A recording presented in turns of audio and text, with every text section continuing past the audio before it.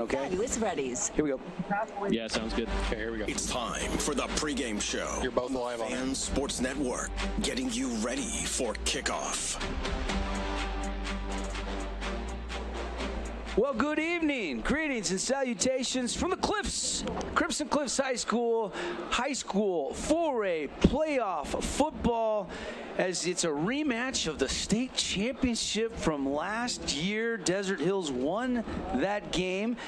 This is a revenge game for them for that state championship win at Greater Zion Stadium. But during the regular season, they did extract a little bit of revenge, 49-7. Devin Dixon, Paul Ratliff here up top, Caden Formaster downfield level, Spencer getting us going from the studio, and we are all excited about this matchup. Here we go.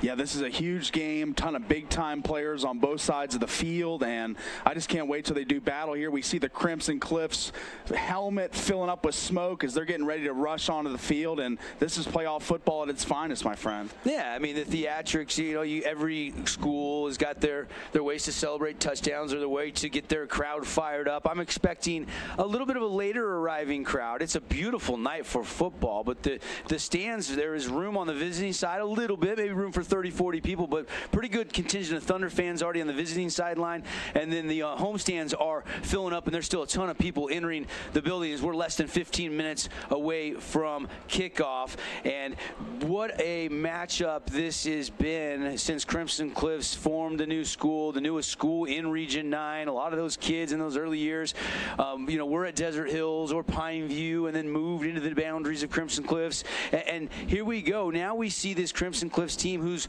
really had some great success in a lot of sports. I mean, gosh, I look at their golf team, their tennis team, and some of their other sports have done really well. Their baseball team, back-to-back state champs. And now they want one for their football team, a state championship.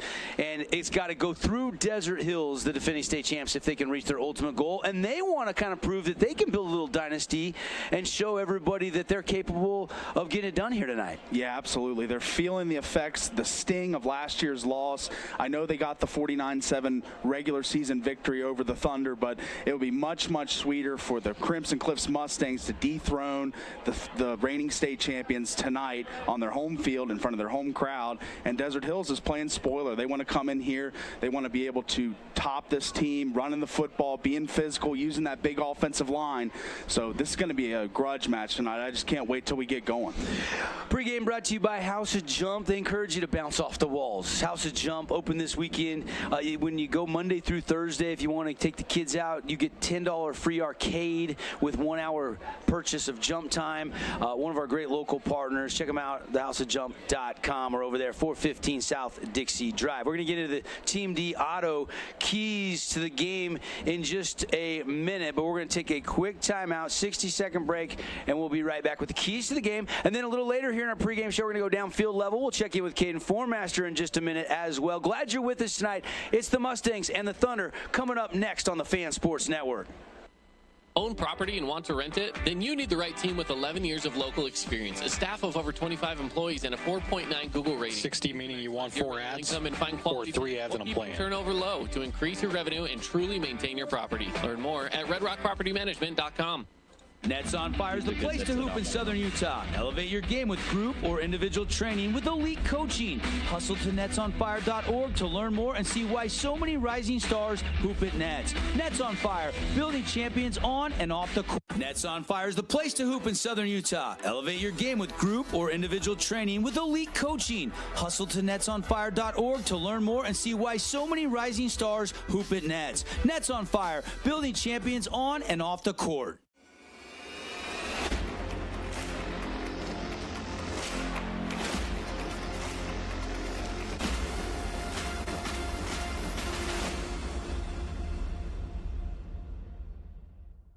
(6988) and 12526-390. Equal opportunity lender. Okay, you're both on. Hey, welcome back, everybody. Boulevard Home bringing you playoff high school football. Crosstown rivals doing battle tonight. Crimson, Desert Hills. Well, creeping up a little over 10 minutes away from the kickoff. Again, House of Jump pregame show. Let's take a look at some of the keys in this one. Paul, I want to get your keys, and then we're going to bring in Caden in just a little bit. We'll get a field level view of how it's feeling down there. Excitement starting to get pumped up for this one. We'll get a couple keys from Caden as well. But let's start first for the defending state champ Desert Hills Thunder, the 10 seed against the 2 seed in the matchup tonight. Yeah.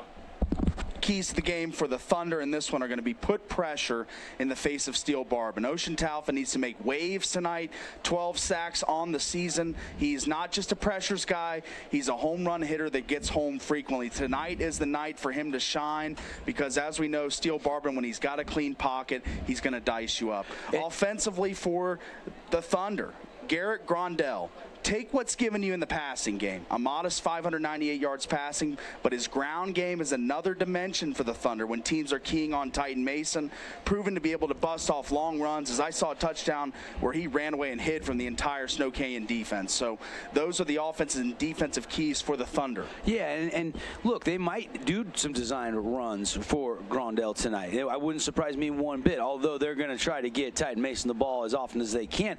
But you know, Coach Wayne in this 3-4 defense is going to be expecting that. Exactly. If you go back to the script in this first game, I really liked how Desert Hills started the game. I mean, they were mixing the pass, and then that was setting up the run. At the end of the day, though, they held Titan Mason under 30 yards rushing, and that is not going to do it tonight for Desert Hills. Now, this offensive line, especially Tafua and Fuatololo, some of the newcomers with those other 3 starters, and Stu Talfa, he's one of the best offensive linemen in all of the state.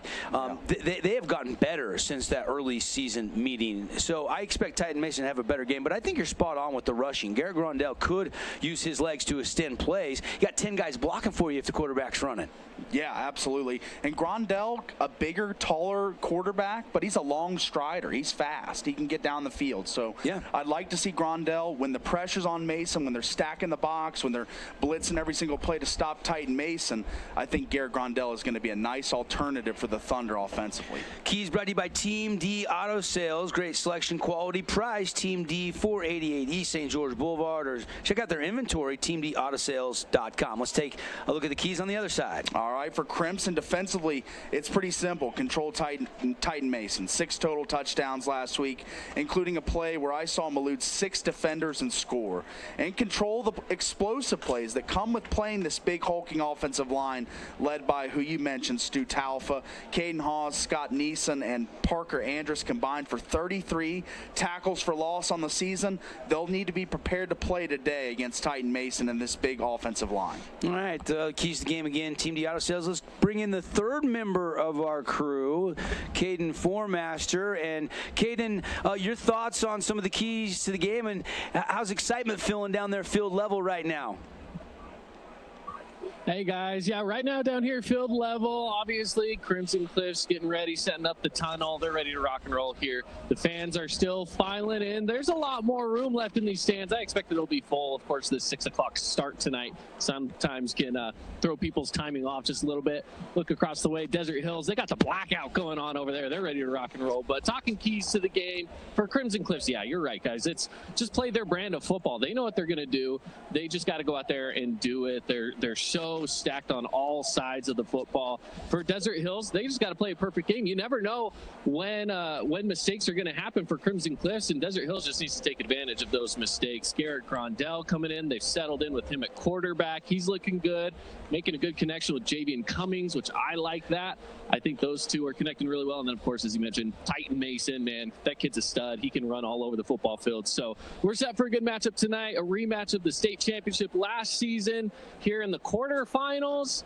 Of course, you'd like to see something like this in the state championship game again, but we'll take it in the quarterfinals, guys. There you go, Caden Formaster. We're going to be checking in with him. Nice to have eyes ground level, so big plays in the end zone. We'll be getting Caden's insight throughout the game. Obviously, would love to have him catch up with coaches. We'll get some interviews throughout the game. Didn't go as far as to ask the coaches to get mic'd up tonight, but we do have them lined up for some halftime and post-game interviews later on here on the Fan Sports Network. It's our Boulevard Boulevard Home Game of the Week. We're inside the House of Jump pregame show. Devin Dixon, Paul Ratliff.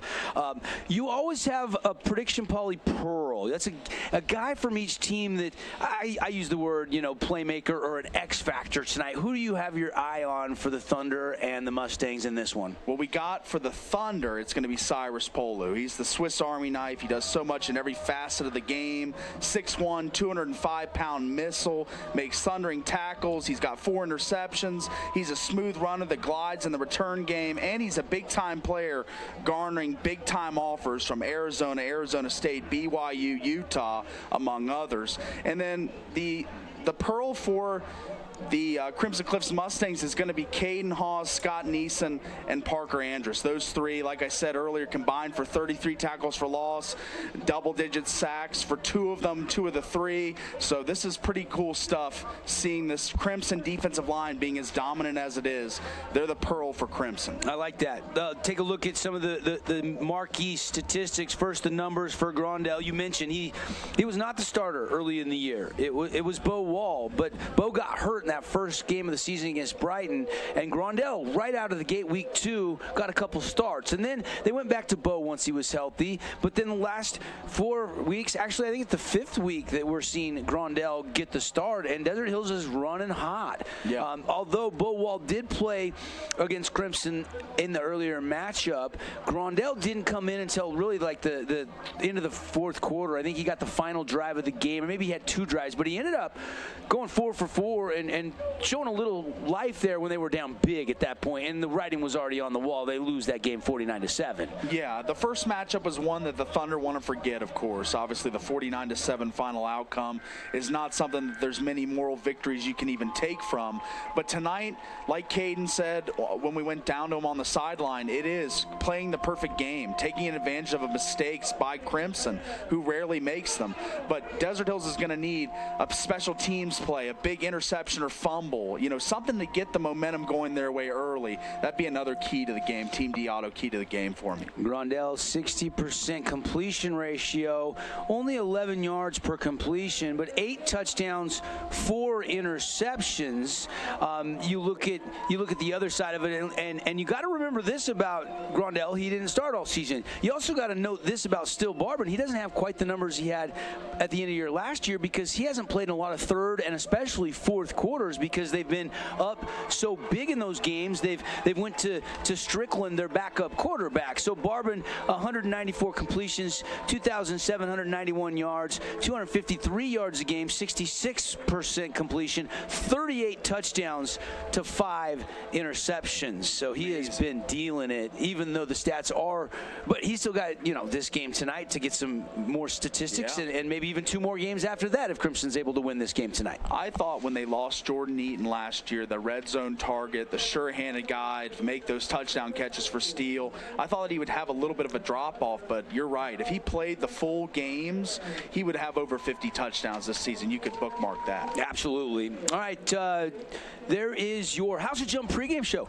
It's in the books. We'll come back for some final comments, but we're going to take a break. When we come back, kickoff, the starters, 2-minute timeout, maybe 2.5 for our national anthem, all fired up to bring you playoff football on the Fan Sports Network. If you're listening on radio, you can go home and watch this game, thefansportsnetwork.com. We're also feeding it up to KSLsports.com. Use your smartphone, screen share it to your big screen, and enjoy it.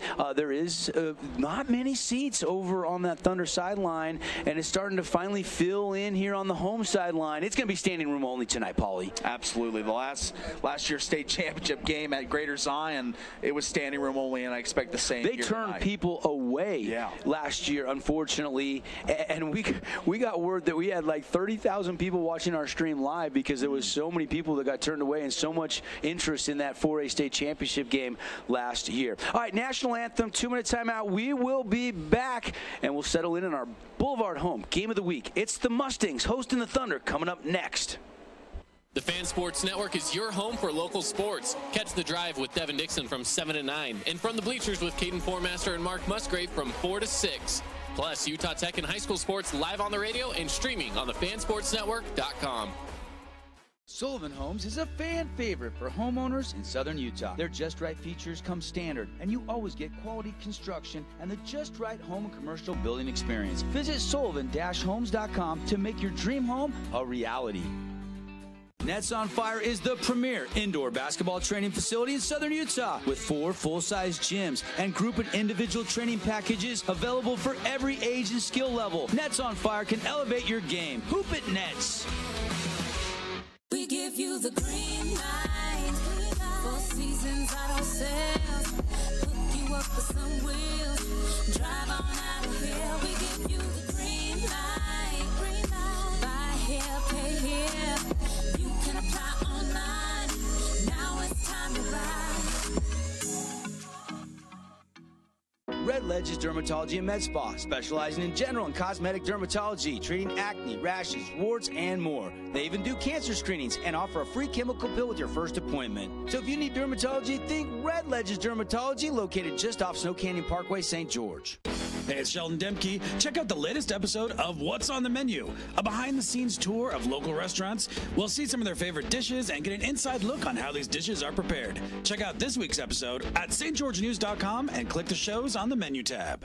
Adams Wealth Advisory is a financial planning firm that is combined with an investment firm to provide the best possible outcomes for our clients. I always believe if you're intentional with your financial plan, things are going to work out really well for you. Visit AdamsWealthAdvisors.com or call 752-1702 to schedule a time with an advisor today.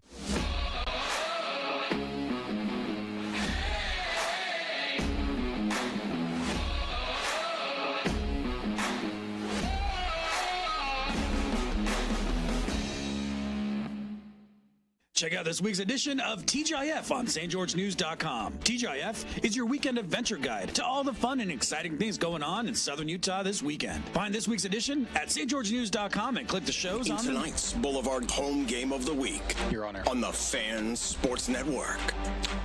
And my, oh my, what a great rendition of our national anthem.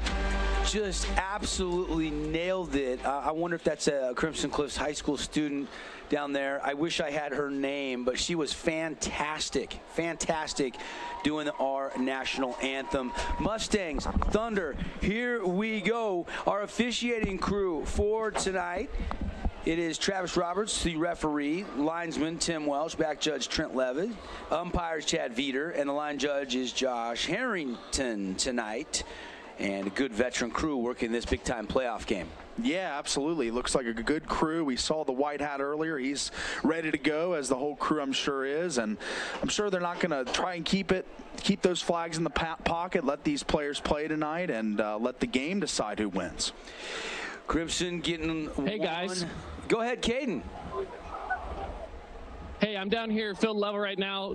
Girl is just sang the national anthem. Just killed it. What's your name? Hi, I'm Savannah Meese.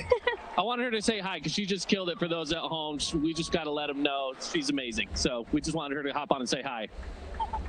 Yes, Suzanne. Thank you so much.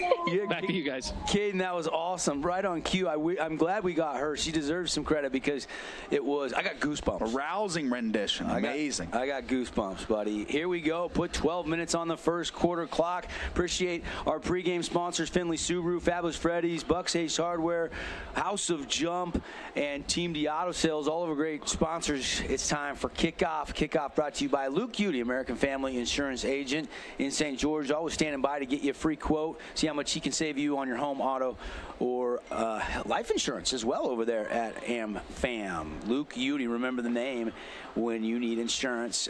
The captains, the walk, they always have the honorary captain, so you see a couple extras there with Crimson, a young man in the community, it looks like, and maybe his parents adjacent, and you see, of course, Parker Andrus, Boston Adamson, Jay Sweeten, and Still Barbin, the 4 captains for the Mustangs. And then on the other side, of course, Stu Taufa, one of the captains out there. And they do have the light jerseys tonight, Paulie. Looks like Cyrus Polu. Jagger Shotwell is out there, and Hudson Bundy as well. But those light jersey numbers, I better get my binoculars out, buddy. That's right. They're pretty hard to identify, but we'll be doing our absolute best all night. But white on gold. I mean, that's quite the color combo. But I love the love the swagger of it, but the identifying for us play-by-play guys is tough. Good thing we know these two teams really, really That's well. right. The captains are out there. Here comes the coin flip from referee Travis Roberts. And it looks like Crimson won the toss. He looked to them first, so I'm guessing they will defer, and we'll see Desert Hills with the ball first to start this football game. Going to be looks like about a 6:06 start. And here comes the official word. Does it matter who gets the ball first? I think so in the game like this. Yep. So Crimson has deferred, and the Thunder, if they can go take the lead, something nobody's been able to do on Crimson all year in Region 9 football. Nobody's had leads. It's very in vogue to defer to the second half in college football and the NFL. But I feel like in high school, if you can get the ball first and go score, that sends a message right away, So, and that's something that Desert Hills is going to want to do tonight. So I think whenever they get the football here, they're going to try and give them a heavy dose of Titan Mason, show them some physicality, and get this game started off the way they want to start it. Yeah, I think it's a great point. So we'll see the Thunder, and we'll see Garrett Grondell get the first crack at it. And I'm sure everybody's anticipating a heavy dose of Titan Mason, but I'm not so sure you can just run it 3 times in a row against this front. You're going to have to move Grondell around tonight. You're going to have to try to do some double moves. You're going to have to hit the digs and the outs and the flats. You're going to have to be content against Crimson, with 5 yards once in a while. Just because you got 5 or 7 yards once in a while doesn't mean that play will work again the next time. So the chess match between coaches tonight, play calling wise, is going to be really interesting. I think it's a lot about maintaining possession for Desert Hills and explosive plays, picking up those first down runs, 2, 5, 7 yard gains, and then busting a 50, 60 yard run by Titan Mason. That's going to be the way they strike lightning tonight. But I think for Crimson, they just got to play their game. Steele Barbin and his wide receiver trio has been great all season, so we'll just get to see who's going to come out on top tonight. I'm excited, buddy. Playoff football in St. George. Yeah, it's going to be odd shot, put a foot into it, and back deep you got Cummings and Polu, and on shot, left foot into it. Let's play some playoff football on a Friday night into the end zone for the touchback, and Garrett Grondell and the offense will come out. And again, Titan Mason, 6 touchdowns, over 200 yards rushing, another 100-yard receiving game last week. Desert Hills able to beat Snow Canyon to advance to this quarterfinal game. Crimson, no problems here inside the Red Kingdom, taking down Cedar 56-0. And Caden mentioned it in the pregame whenever we went down to him, that Garrett Grondell and Javian Cummings connection. Well, let's see that tonight as well on offense for them. Yeah. Here we go. Grondell, quick release, outside, short hops the intended receiver on the far sideline. It looked like they were just trying to hit Cummings on a little out route. And maybe a little nerves there for the junior quarterback, Garrett Grondell. Yeah, it didn't seem like the rush was really on, but just a little bit of nerves, like you say, trying to hit a quick little 5-yard pitch and catch to make it a more manageable second down. But this is not where Desert Hills wants to live, in 2nd and 10, 3rd and long type situations. Here we go. Run it, Titan Mason. Little crease off the right side, and then, as he always does, falling forward, finishing runs, and that's a pickup of 5+ yards. Closer to a 6-yard gain, and now 3rd and manageable for the Thunder offense. Over 1,800 yards on the season, and he's picking up a few more here as he just makes one cut and gets upfield and drags 3 tackles. Sam Stevens, the offensive coordinator in his 2nd season. He was kind of the run game coordinator last year. They had Jim Eggleston. He was more of the passing game coordinator under head coach Rick Barry. Rick Barry wins the state championship and then took off to take his coaching services to Southern Virginia. Quick screen, caught, and going to push and get the 30, and it's going to be enough for a Red Rock Real Estate first down. And that's Javian Cummings, the guy we're talking about, and he is just a guy that gets open consistently. This is just a little slip screen for him, steps back, gets some great blocks on the outside from his friends, and picks up a much-needed first down to keep the sticks moving for Desert Hills on this opening drive. I asked Sam Stevens pregame, I said, you got any trickeration? He says, we got it. I just don't use it very much. And kind of gave me a little nod. not a trick play, but a well-designed screen, and now a run off right tackle, and Titan Mason is going to be drugged down after a pickup of just a yard or so. And that's a win for the Crimson defensive line because they were in the backfield, caused some ruckus there early on, and the havoc they create is going to be key because if Titan Mason is stuffed in the run game, that's going to make it a passing situation for most of this game for Garrett Grondell. Desert Hills has got to stay in running situations, got to keep the score tight, got to keep running that football. Yeah, no question. I agree. Second down. 10:16 to go. First quarter. Oh, get in the backfield, and it's TFL made by, was it Caden Haas? Or Scott Nice and Big 99. Yeah, heck of a job shooting in there and making that play. Looks like it was Big Nyson, yeah. Making a big play there, getting in the backfield and just causing havoc and brings up a very unfavorable situation for Desert Hills. 3rd and 11. Grondell sitting, clean pocket. Comeback route to the sticks, incomplete on that far sideline. Was looking for Cummings again there on the sideline, and that's been the money man for Garrett Grondell, but not able to find him there, and that's going to bring up a punting situation, and that wasn't the script that you want if you're Coach Stevens and the offense for Desert Hills.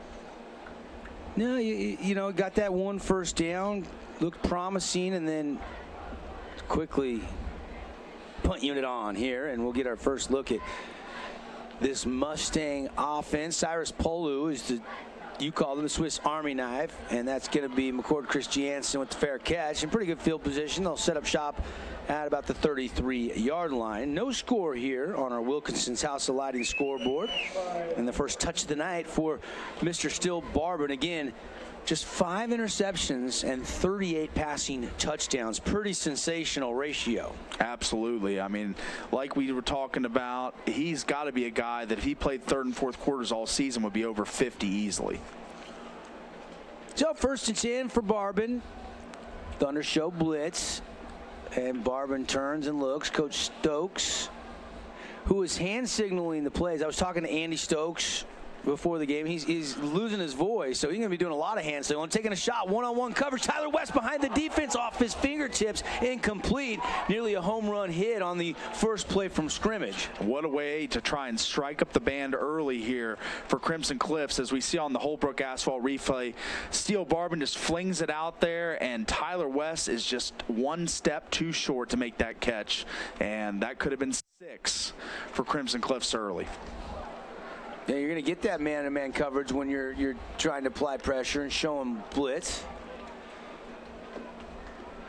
And now the RPO handoff and a run off right tackle, pushing, trying to get the edge, and a pretty good tackle by Polu, keeping him shy of the 40-yard line. And it'll be 3rd down and 4 for the Mustangs. Yeah, just a great effort by Cyrus Polu there, not getting stiff-armed, fighting through that stiff arm and dragging down the ball carrier, but it wasn't until he got about 5-6 yards, though. So. And Nigel Cummings actually helped Polu out by getting him low. 3rd down, Barbin going to throw. Under pressure, complete to Pallion right at the sticks, falls forward and has enough for a Red Rock Real Estate 1st down. Mason Tapalian, that tough, hard-nosed runner that's going to put his head down and get that extra yard. As we see here on the replay, catches that pass, and there's a defender there, and he knows he's going to take a hit, but still gets that 1st down. Keeps those legs moving. Hunter Clark definitely leveled the boom, but able to pop off and fall forward. And flags fly. This play blown dead. Going to be a false start on the Mustangs. That'll back them up 5 yards. And a very rare mistake, obviously, for Crimson. But it's very beneficial for this Desert Hills defense because now they've got an extra 5 yards to play with here and bring extra heat, try and get them another negative play and try and get that most desirable outcome of a punt here.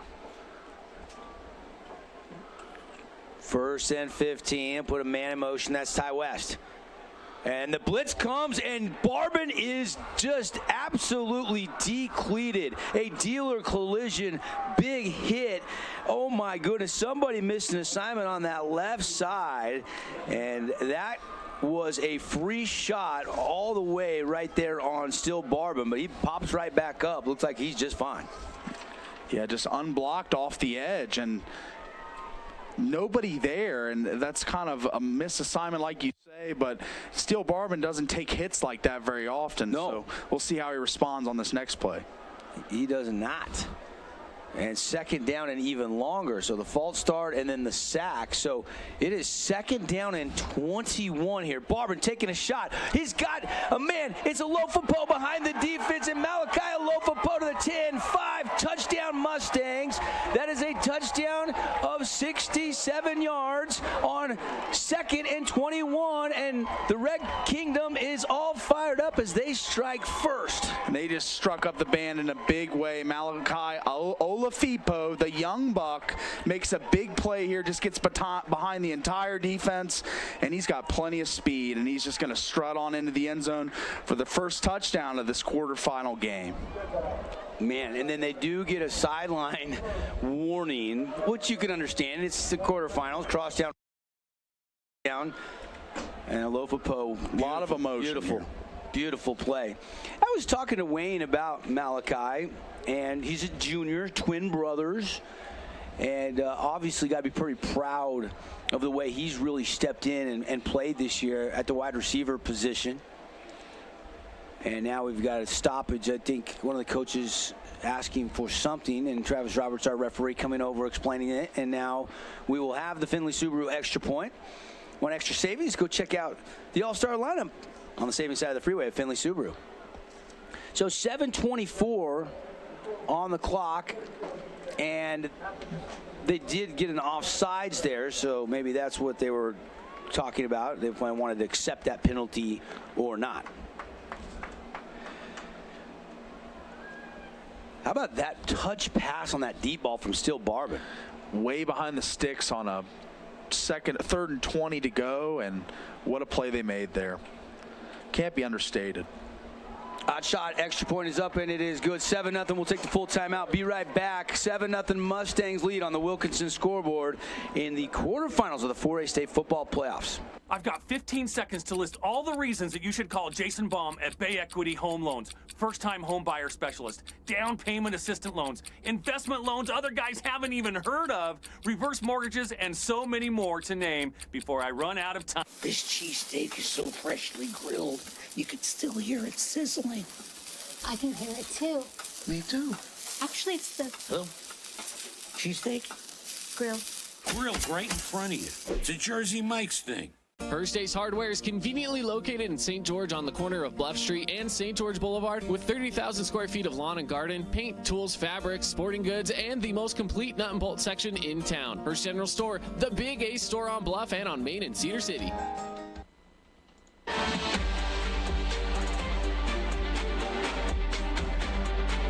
All right, welcome back. Big time touchdown.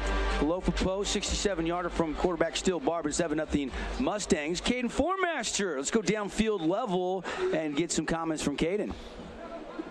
Yeah, guys, so after that touchdown, obviously everyone down here is going to be hyped on the Crimson sidelines, but one of the issues that they have had this season down here is they get a little too hyped and they get sideline warnings. So Coach, right after that touchdown play, he's yelling at everybody, get back, get back. We don't want those penalty flags to fly, especially this early in the game. Yeah, the next one will be a penalty. The first one is just a warning. Thank you, Caden. And our updates down on the field tonight brought to you by our friends at Handel's Homemade Ice Cream. Best ice cream on the planet, open late 7 days a week on Bluff Street in St. George. Thunder got a first down, then had to punt, so looking to build a little momentum, now trailing 7-0. 7:24 left here on the first quarter clock. Garrett Grondell is going to hand off on a wide run. Titan Mason zigging and zagging, getting all the way to the boundary, and he'll get the 25-yard line. That'll be about a 5-yard gain. Yeah, and as we see on this play right here, Stu Talfa is out in front. He's one of the best pulling centers I've ever seen. He snaps it in like a light bolt. He is out there, out on the edge, blocking for Titan Mason. He was leading the way there. What a play by Stu Talfa. Now definitely slowing things down. Not in a hurry, using the whole play clock here. Second down and 5. Grondell looking to throw. 4-man rush, has some time, dancing around. Now he's got to try to avoid some pressure. He does. Slithers out of bounds and lost a couple yards. But he made a much better situation than the one he was dealt there. The rush of Crimson got there early. He got a little bit of a happy feet here in the pocket. Couldn't get his feet set to make the pass. And could have lost a lot more, but got back, 4 or 5 yards with his mobility there. Live to fight another down. You don't want to try to force it, make an early mistake here. And I don't mind him stepping out of bounds and, do lose the yardage you'd gain on that first down run, and now you're back to 3rd and 9. But you don't want to make a big mistake when you're on your own territory. You don't want to throw an interception in that situation, that's for sure. Trying to throw on the run and force it into somewhere that's really not there and accessible. So now they'll go 3-man rush, quick screen, and it's dropped in and out of the hands of the intended receiver, incomplete, and the punt unit will have to come on once again for the Thunder. And the pass was there, just not able to make the catch, but the larger problem looms is that it's another punting situation to this hot offense in Crimson. So defense for the Thunder right now need to come out and stabilize this game as it could get a little bit out of hand if they keep letting the offense take the field. William Pattison would have loved to made that catch and got running north and south. Would have been interesting to see if they're going to move the chains or not. Polu, the punt, off the right foot, high, and it's going to bounce shy of the 45 of Crimson, go straight sideways out of bounds. Didn't get much of a favorable roll at all. And so the Mustangs, started at their 33 their first drive. They're going to start at about the 46, so field position even better. And they already have the 7-0 lead. Thunder defense is going to have to get stingy here, Paul. Yeah, absolutely. The Thunder defense, it's time for Ocean Talfa to get home. This is the leading sack man in Region 9, a guy that gets home frequently, and right now in this quarterfinal game is the time. And that's going to be another delivered hit on Still Barbin. Adamson makes the play. It's a short game, but they are getting to Still Barbin now. He's been hit again, and that's a good thing. And that was kind of one of the keys that you talked about in the pregame show, Paul. It was put the pressure in the face of Still Barbin and make him make the throws, because we know with a clean pocket he can do it. Barbin looking to throw, one-on-one. Alofapo again overshot him, incomplete. Really pretty good defense there by Anijah Cummings. And Cummings has played great out there on an island tonight because there's a ton of blitzing, ton of extra guys in the box. Yeah, got beat on the touchdown, but that time was ready for it. Was ready, yeah. And still a young guy. Yep. Yeah, just a sophomore. Yeah. In fact, Javian Cummings' little brother. Of course, Javian's older brother played last year, graduated, part of the state championship team. Here is a 3rd and long situation for the Mustangs, and Coach Stokes is going to take a timeout. Timeout, and we'll take it. Quick break, 30-second timeout. Back with a 3rd down for the Mustangs. They lead 7-0 on the Wilkinson's House of Lighting scoreboard. Nets on Fire is the place to hoop in Southern Utah. Elevate your game with group or individual training with elite coaching. Hustle to netsonfire.org to learn more and see why so many rising stars hoop at Nets. Nets on Fire, building champions on and off the court. 80 today. Fabulous Freddy's always keeps your car fabulous. Only full service.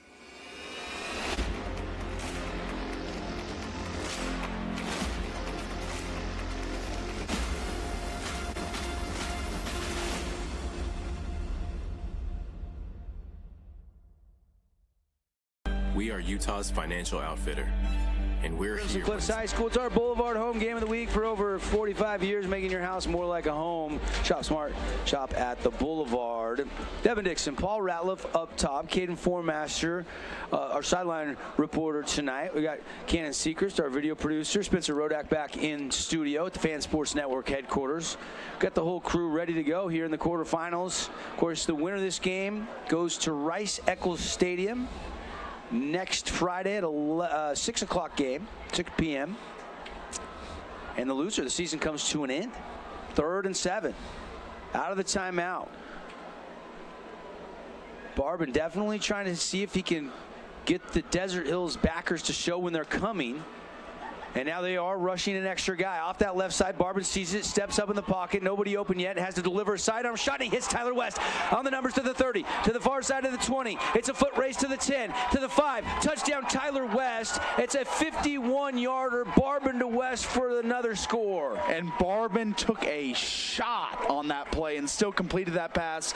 Tyler West, with all his speed, just gets on his horse and gets going down the field. And what a play by the Crimson Cliffs offense there. As we see on the Holbrook Asphalt replay, I hope we do get the hit here because he did hang in and take a shot here. Yeah, and you don't like seeing Barban take too many hits. Clean hit, though, as he was letting it go. But more importantly, the pass was complete, and Tyler West, boy, is he electric when he gets the ball in space. A lot of space and a lot of speed. Uh-oh, Finley Subaru extra point is blocked for the Mustangs, so 13-0. They have the lead on the Wilkinson score. We're going to take another quick break, catch our breath. Thunder in a little bit of a hole, see if they can rally out of it right after this timeout. We are Utah's financial outfitter, and we're here when it's time for your business to climb higher. Cash Valley Bank, mountains await. Member FDIC, equal housing lender. As a local business owner, it's important to get the word out about your business. More people equals more revenue for you. Get your business in front of over 160,000 people in southern Utah each week with St. George News. Contact St. George News today. We love giving back to our community, and over the years, we have provided vehicles for families in need, supported local charities, and helped train our first responders. Dealer Collision, your place for collision repair. Everyone loves local sports and, of course, loves ice cream. And the best ice cream on the planet is Handel's Homemade Ice Cream. Open late every day of the week with dozens of delicious flavors. So after your favorite team wins, head over to Handel's to celebrate with locations in St. George, Layton, and Worcester. Mr. Still Barban. And, of course, you know, Still was intercepted a couple times in that state championship game. I'm sure that's in the back of his head going into this matchup tonight. He wants to play a great game, and, boy, is he out there slinging it right now for his teammates. Yeah, I said on the drive this morning, our show 7 to 9 every day on 99.5, that I felt that Steele didn't play his best game in the state championship. He looks like he is determined to play his best game tonight. Kick return that's returnable, and it's a reverse, and it's fallen on the turf, and I think the Thunder got back on it. The handoff was going back to Titan Mason from Cyrus Polu. You know, you get Crimson, they really do pursue hard. I do like a little idea here of doing that, but it did not work out there as the exchange hits the turf, but they do retain possession. But now Desert Hills will have to start this drive inside their 15-yard line. Lucky for the Thunder, Boston Bundy was aware and on the scene, number 34, just a sophomore, jumped on that ball to keep the Thunder drive alive here. Handoff and a little crease, and Maton finds that crease. Pick up a 5 out to the 20. Running right off Stu Talfa's left hip, right up the middle there. And, you know, you're going to see Titan Mason just take off when he sees a hole develop, and running behind Stu is one of the best places to run on this line. See if the Thunder can get something going here. Another handoff to Titan Mason, and he is buried. Maybe got back to the line of scrimmage, and that was it. And Titan Mason, it's going to be an uphill battle tonight, running on the edges. I think that the interior runs are going to be much more fruitful for the Thunder, but as you see there, just a party of Crimson defenders on the scene early. Apologize if I get the hiccups. I've had like off and on for about 4 hours. Can't seem to get them to subside. They just came back. I was good till now, Paulie. You've been battling them all day. Oh, my goodness. Looks like we had a neutral zone infraction there by the Crimson Cliffs Mustangs. Yeah, it looked like McKay Wright was coming in to blitz and just could not stop his momentum from, you know, carrying into the neutral zone. Now, Desert Hills, you know, obviously they're trying to blitz defensively, which Still Barban and Andy Stokes have taken advantage of with these 2 long one-on-one touchdowns. On the flip side, you know, you got to look at some traps. I like that screen play they executed earlier. I thought the second screen they had was there. He just didn't make the catch. We'll see what they do here. Outside pass on an out route. It's caught by Javian Cummings. He's not quickly out of bounds at the 30. By Braden Smith on the coverage and the tackle there out of bounds. Cummings has been the money man, the targeted man, the most catches already in this game for the Thunder. So I look for him to be the guy throughout this game because he's shown the propensity to get open early. Second down and 6 here for the Thunder. A handoff, they trap and pull the guard. He got a kick out block. McKay Wright was sitting there waiting, and it's a short gain of maybe 2, and it'll be third down. And it was Caden Hawes on the scene, Scott Nyson, a combined effort between those two, and McKay Wright, as you see him jumping in the pile as well. So just a gang of tacklers again for Crimson. They flock to the ball like no other team in the state that I've seen. Remember, we're looking for over 25 points, as always, in our high school football games. So you can get the Holbrook Asphalt Big Score dessert after the game tonight at Yogerland. Pressure coming, and they get to Garrett Grondell. Sack made by Parker Andrus, and he does a little Mr. Miyagi Karate Kid pose for the fans in the Red Kingdom tonight. I love the little... Danielson. The crane. Yeah, he loves that as he gets up and gets ready for another sack. And Parker Andrus, we talked to him a couple weeks ago on the show, and he was a guy that lives in the backfield. 19.5 tackles for loss, add another sack onto that total. That's a Scooters Coffee sack, the first of the night. So both teams have one apiece. Scooters Coffee, State Street and Hurricane. Amazing drinks, smoothies, amazing breakfast served by amazing staff with amazingly fast service. I went in there and I was through the drive-thru in less than, I think, 3 minutes. And there was 3 cars in front. I mean, they got me in and out so quick. Go check it out next time in Hurricane. You're going to love Scooters Coffee, one of our great sponsors here on the Fan Sports Network. Again, our radio audience, you're heading home for the night, getting off into your Friday night and your weekend. You can watch this game on the fansportsnetwork.com. Already 1,000 viewers already jumping on and watching the game tonight. So we'll welcome you on the radio and on the live stream tonight for this quarterfinal playoff game. Run up the middle, and it is McCord Christiansen. He's going to take it out across the 40. That's going to be a nice pickup of 8 yards on first down. Yeah, gashing the Thunder through the interior. That's a spot that they can run as well. I know Crimson likes to get out on the edges with all their speed, but they're big and physical up front as well on the offensive line, and they can run in those trenches. So I'd like to see them keep going off guard, off tackle. Barbin, Christensen to sidecar right, and twins to either side, and a flag thrown from the side judge. And this one's going to go against the Thunder. They're pointing against the Thunder here. So offsides is the call. Didn't see that one, but I guess there was a jump onto the other side and he wasn't able to get back. 3 minutes remaining here in the first quarter. Crimson scored on their first 2 possessions, looking for more. Barbin sitting in the pocket, rolling to the right. He throws on the run. It's caught, but he's out of bounds. It's incomplete. Owen Peterson, but there is a flag down in the backfield. Either a late hit or a hold, usually one of those two. Let's take a look on our Holbrook Asphalt replay. And they kind of collide. Might be a late hit. And converged to hit Barbin as he was letting that fly. I didn't see much in the holding vicinity, but it does look like they're going to call holding. Yep, holding is the call. And we saw this last drive. You know, they got the false start, and then they got the sack, and then they still hit the home run ball.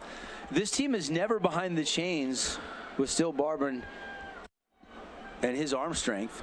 Again, mentioned 253 yards per game, 38 touchdowns. He's got 2 tonight. He's at 40 touchdowns passing on the season now. 50's still an option, still available. RPO, give it. It's Mason Topalian. Topalian's going to take it out to the 39-yard line. Pretty good defense there to string that out. Bridger Fleming, among others, over there to make that stop. Yeah, and Bridger Fleming showing a little sportsmanship, helping up the Crimson Cliffs back there. Always love to see that, as these teams are combatants tonight, but still showing some good sportsmanship. Love to see that. You got some pretty stout defenders. I mean, you got Ocean Talfa, Davis Olson. You got Jagger Shotwell roam in the middle. And a quick pass into the middle of the field. Owen Peterson does not go down on the initial tackle attempt, and he's going to get it all the way out to the 49-yard line. He got maybe 5 or 6 extra yards after he bounced free. Yeah, Riker Tuckness cleaning up the mess there, but good play here to slip this tackle and pick up another 5-6 yards. Yeah. And what a play there for the Crimson offenses. Like you said, never behind the sticks. Owen Peterson makes another play for him. Well, and Cyrus is, big, strong guy, but he didn't continuously wrap up. He tried to throw him down, but Owen's got such great balance, he never went down. Cyrus going to have to finish that tackle next time. Over the middle, one-on-one, taking a shot. Tyler West incomplete, just missed him by a yard or so. Or that could have been another home run hitter for Steele Barber and this Mustang offense. And the reason it wasn't was because of all the heat that Desert Hills brought. As you see on the replay here, Steele Barber hit yet again in the backfield. Another quarterback hit for the Thunder, not a sack, but another hit, another hurry. And they're doing exactly what one of our Team D auto keys to the game was, is to put pressure in his face. It's a double-edged sword, because if you don't get there when you keep continuously applying pressure, eventually you're going to get beat. Yeah, well, that's but if you don't bring pressure, you might get beat anyway, because Steele Barber, you can't give him all day. He's had all day to throw most games this year, but they have got to him a little bit. And you're right, Paul, on that last one. I think he had to throw it a little earlier than he wanted to, and he just missed him by half a yard.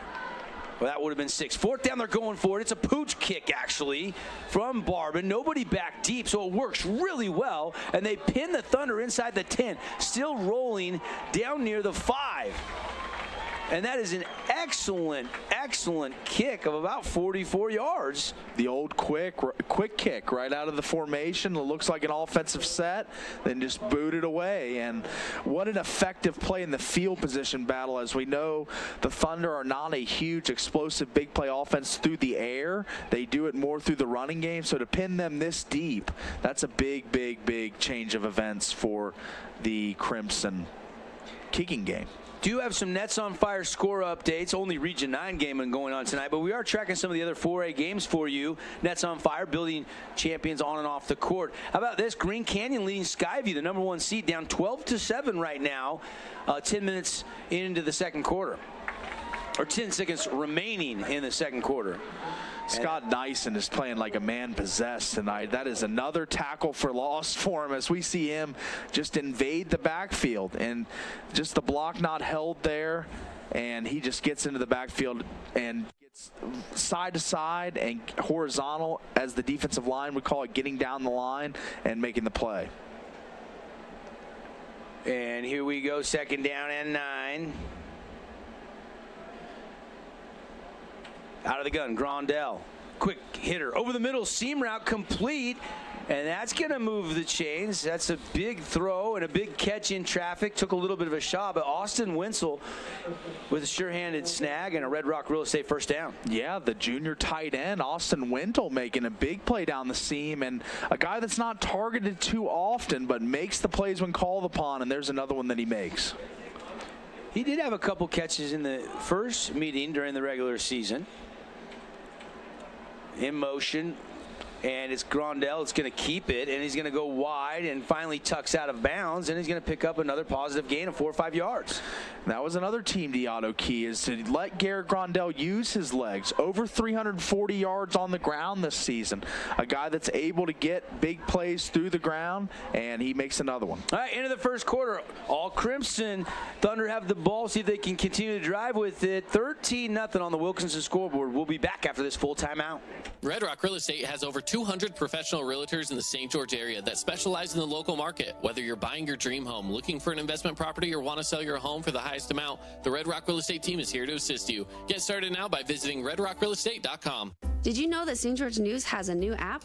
Download the St. George News app today and stay up to date on everything happening in Southern Utah. Get instant notifications on news, weather, sports, and more. Download the app today and get your local news now. Scooters Coffee and Hurricane is the best way to start your day or get you through your day. From breakfast sandwiches to cinnamon rolls to amazing smoothies and, of course, coffee. Anytime is a good time to sip and smile. Scooters Coffee, open 7 days a week. Own property and want to rent it? Then you need the right team with 11 years of local experience, a staff of over 25 employees, and a 4.9 Google rating. Aim to maximize your rental income and find quality tenants while keeping turnover low to increase your revenue and truly maintain your property. Learn more at redrockpropertymanagement.com.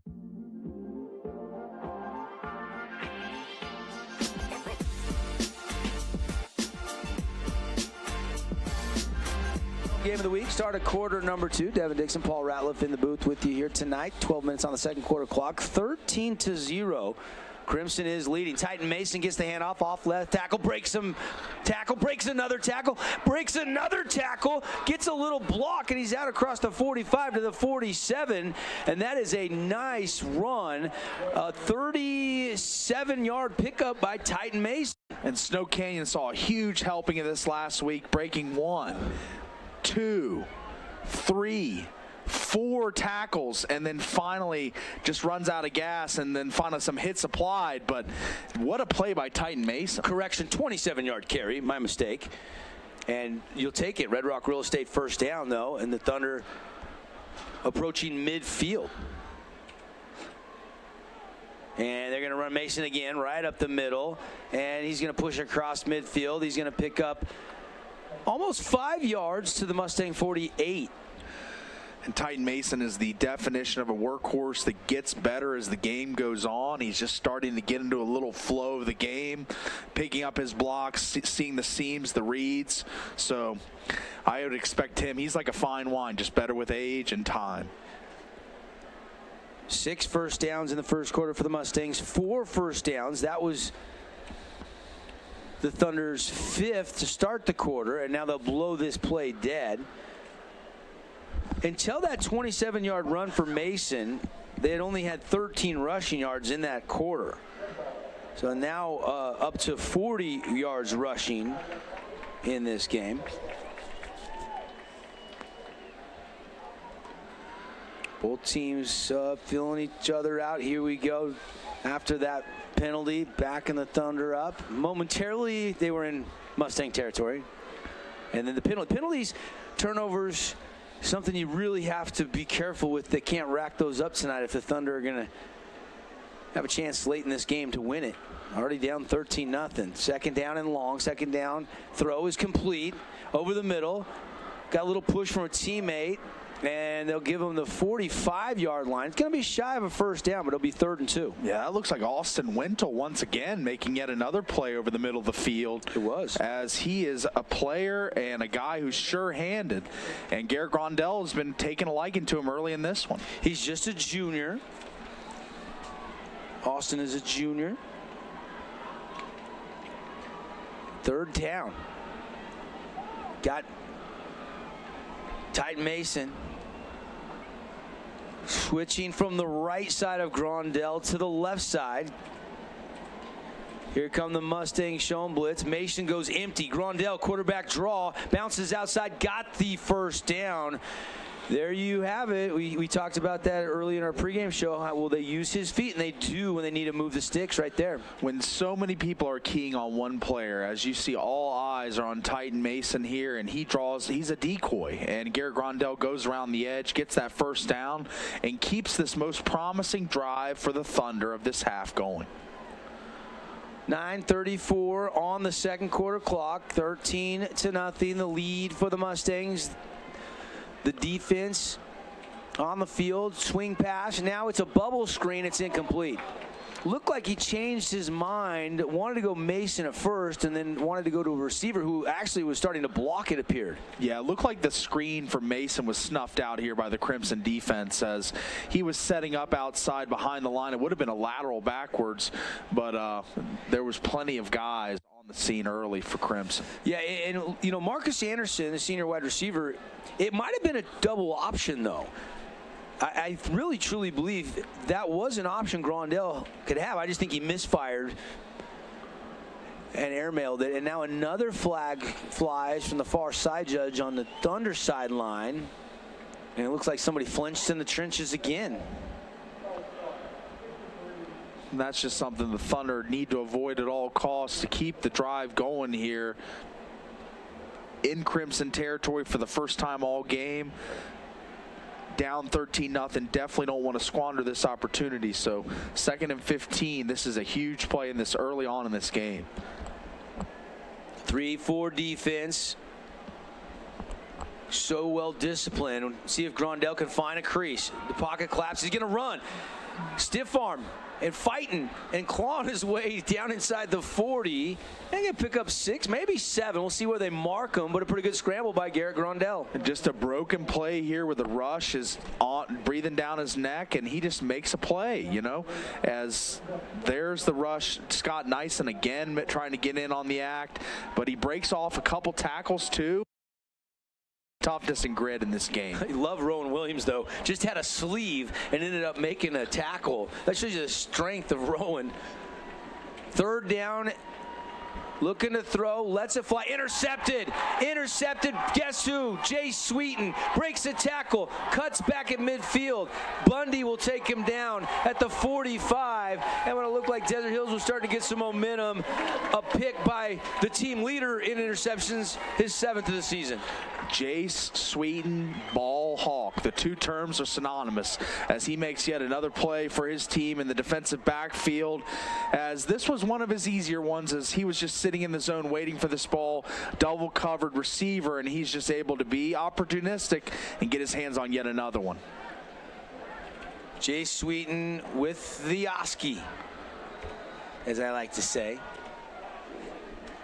And that'll give Barber and company the ball in Thunder territory. They'll start this drive at the 45 of D Hills, looking to throw over the middle, one-on-one, high arcing pass, and it's in and out of the hands of the intended receiver, Boston Adamson. And that's an example of Steele Barbin adapting to the rush there, as he was not pressured as much on that play, still able to put a good amount of air on that ball, and it was just a drop on the outside, but a great ball by Steele Barbin, and he's adjusting to this rush more and more as this game goes on. 8:15 left here in the 2nd quarter. And Barbin has trips. And he's looking to the trip side. It's a bubble screen. It's caught. Makes a man miss. Tyler West can't make the outside guy miss, though. Nice tackle on that far sideline. And limits that to a pickup of just 3. And that was a great play, bottling up that run. Tyler West trying to cut back inside to find a lane to get upfield, and it was just taken from him by the Thunder defense, and bringing up this huge 3rd down and 7. It looks like they're bringing the house. And does that surprise you? No, it does not surprise me. They have blitzed early and often. And they've got a couple hits, 3 hits on the QB and 1 sack, but he's also hit 2 home run deep balls, and that's why the Mustangs live by the sword, die by the sword. And a timeout called down on the field. Timeout's brought to you by Luke Udy at American Family Insurance. We'll keep it right here. Want to remind everybody, as always, we got a lot of awards. We team up with our local businesses and sponsors to bring you the game, and we certainly thank all those people. And as always, we'll be naming a Jersey Mike's sub of the game, our Mountain Land Supply defensive play of the game. Of course, we got our Hearst Ace Hardware players of the game, and we'll name one for each team at the conclusion of this game. And the always fun award, the Appliance Wholesalers Plus Playmaker Play of the Game from the boys at AWP. Lots of awards we're keeping an eye on. Probably that one of the 2 touchdowns. I don't know which one you liked better. Probably the Ty West over the middle, the 51-yarder. Although the longer touchdown was Alofa-Po on the 67-yarder. Yeah, both were impressive. Tyler West showing off his speed, getting to the middle of the field and just outrunning everybody, and Malachi Alofa-Po just going up top and already having the leverage on everyone. So it's really about the run. 3rd down. Barber going to come out firing. Completes it. Ty West. West to the 20. Into the red zone. Cache Valley Bank red zone. Here come the Mustangs behind Tyler West. And Tyler West is just that's such a dynamic. Once he gets his foot in the ground going upfield, and he's just straight line speed, as you see here. I mean, that is just unbelievable stuff there down the sideline, and he's made a couple plays tonight that make you look and turn twice if you're a college coach and think, we could fit this guy on our team somewhere. 1st and 10 Mustangs. Handoff goes to McCord Christiansen. Breaking tackles. 10, 5. Hit from the backside. Falls into the end zone. Touchdown Mustangs. Great play by the offensive line. I want to see this replay here because they actually dig in and just overpower the defensive line of the Thunder. And then it's up to Christiansen to make one player missed, and he made 2 miss on an incredible play there for the touchdown for the Mustangs, and they're rolling up 19-0 early in this one. 6:54 left on the second quarter clock, and Finley Subaru extra point on shot, and it almost was blocked, and I don't know how he didn't. It looked like Hunter Clark had a chance to block that, but it's up and it's through. We'll take the break on the Wilkinson scoreboard. Mustangs leading 20-0 over Desert Hills in this quarterfinal 4A game.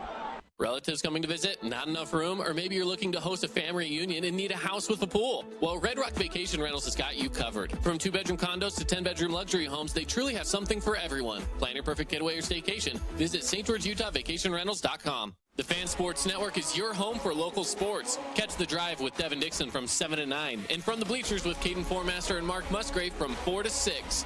Plus, Utah Tech and high school sports live on the radio and streaming on the fansportsnetwork.com.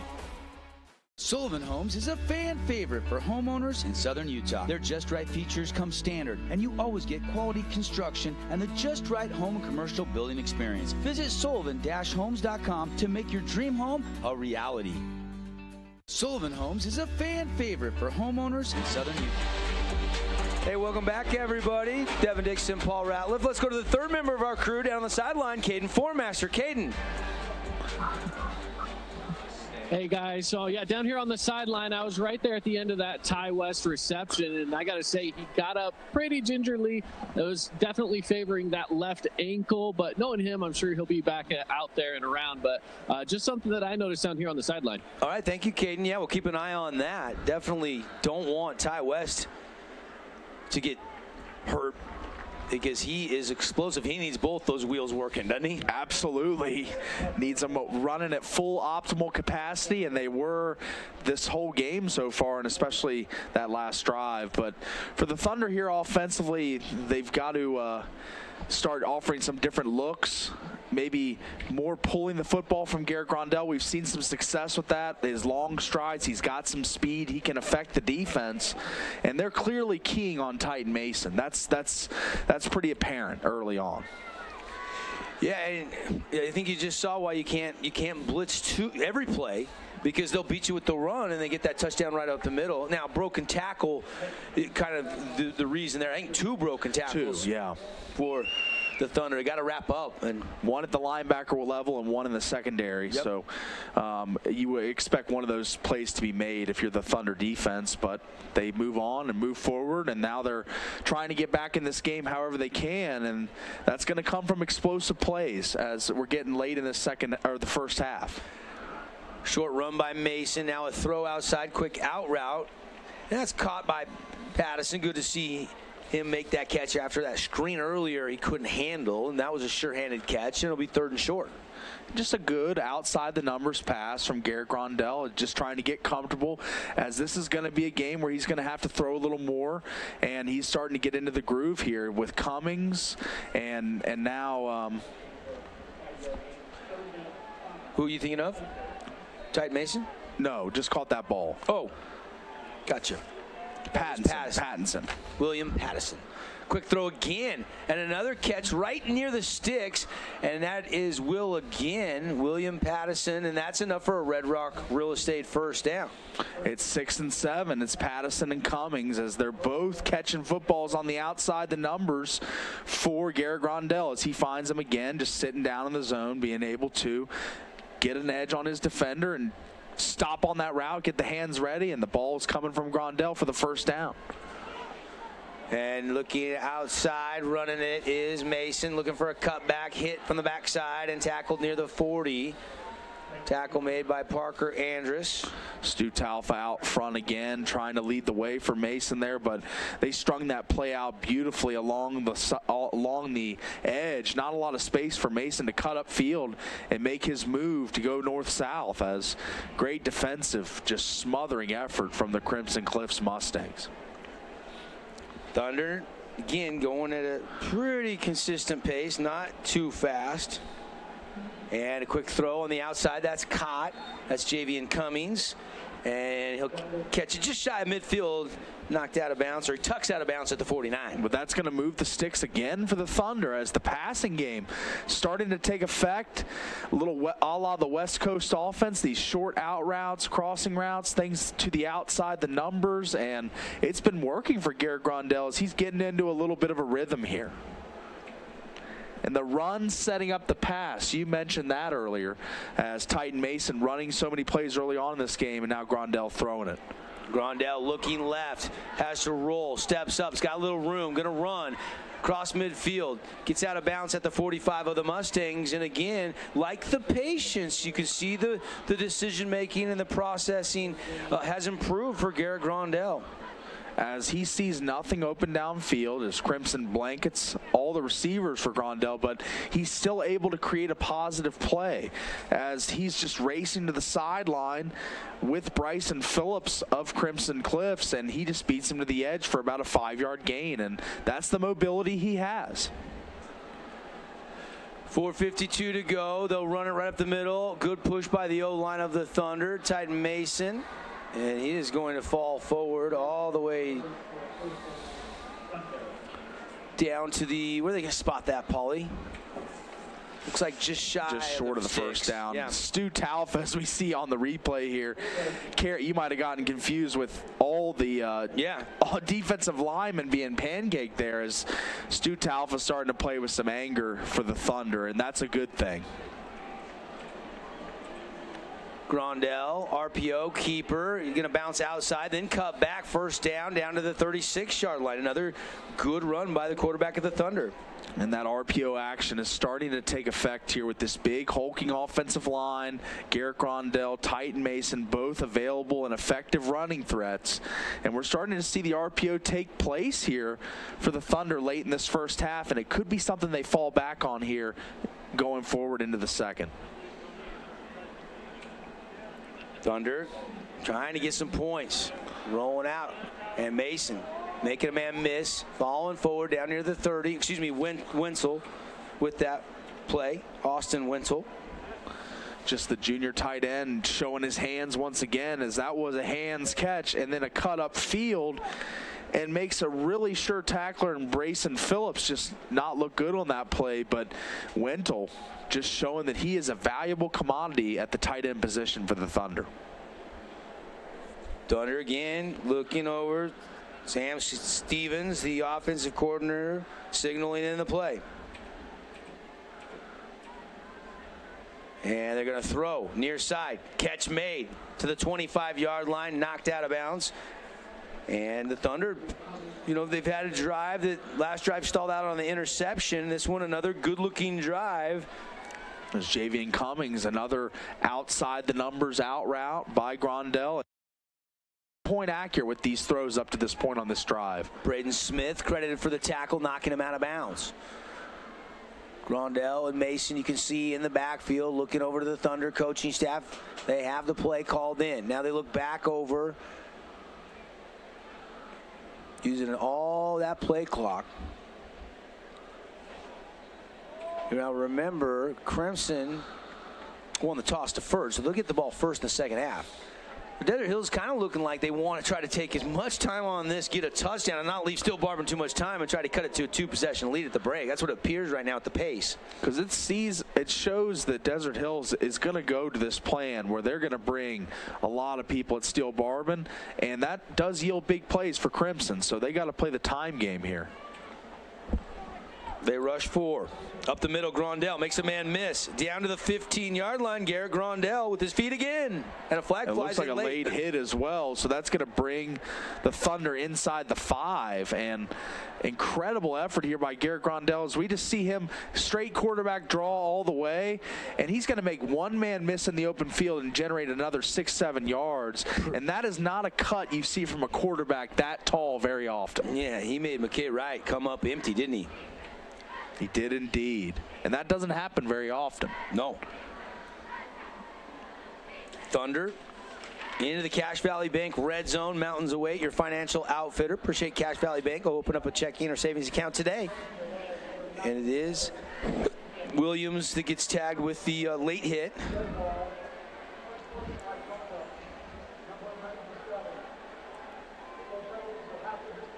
So two penalties. The late hit and an unsportsmanlike, or was it one and the same? I couldn't tell. I think it was a late hit and an unsportsmanlike, 2 separate penalties. So they're going to be down inside the 5 here. First and goal for the Thunder, trailing 20-0, trying to get on the scoreboard, and it's a catch outside, and it's made by Cummings, and he is thrown down by Smith immediately. What a beautiful route, just stopping on a dime and cutting outside on that little quick release and using that motion to try and evade that corner. But number 23 of the Crimson Cliffs Mustangs, Braden Smith, making yet another play in the open field to prevent that Thunder touchdown. Second down and goal. Apologize, I got another case of the hiccups. They've been hitting me today. I apologize to everybody out there listening and watching. Titan Mason's going to run it. Left tackle, and he's stopped short. Not going to get in.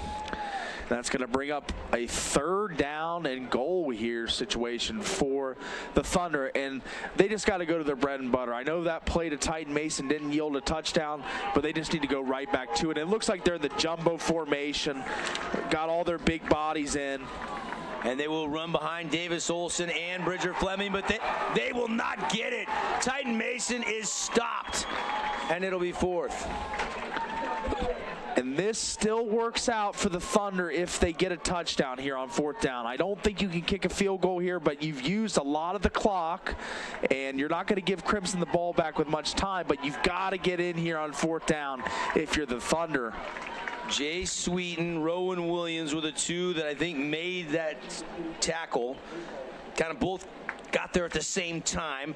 Coach Taps talk things over with his team. And Bridger Fleming was out front that last play trying to create some blocks on the edge there, but it was just collapsed and stopped in the backfield. And this does bring up an interesting decision for Coach Taps. I think you have to go here. The points on the board, the 3 won't do much for you in a shootout type style game this is going to be. So you got to roll the dice here and try and get the touchdown. It's not a bad decision to put that heavy personnel in there and then go direct wildcat snap to Titan Mason so you have the extra blocker. Yeah. Just Crimson just made the play. They made the play. Two guys beat that jumbo package and got in the backfield. As that's kind of been the constant theme throughout the night, as whenever Desert Hills has success, gets plays going upfield again, and it is just... Oh, it's going to be tough here if this isn't converted, but it looks like they're going to go for it. They're lining up in the gun, though, not the jumbo formation again. So let's see what kind of look they give. I'd love to see Grondell pull it here. You know, everyone's going to be keying on Mason. I'd love to see Grondell pull and go around the edge.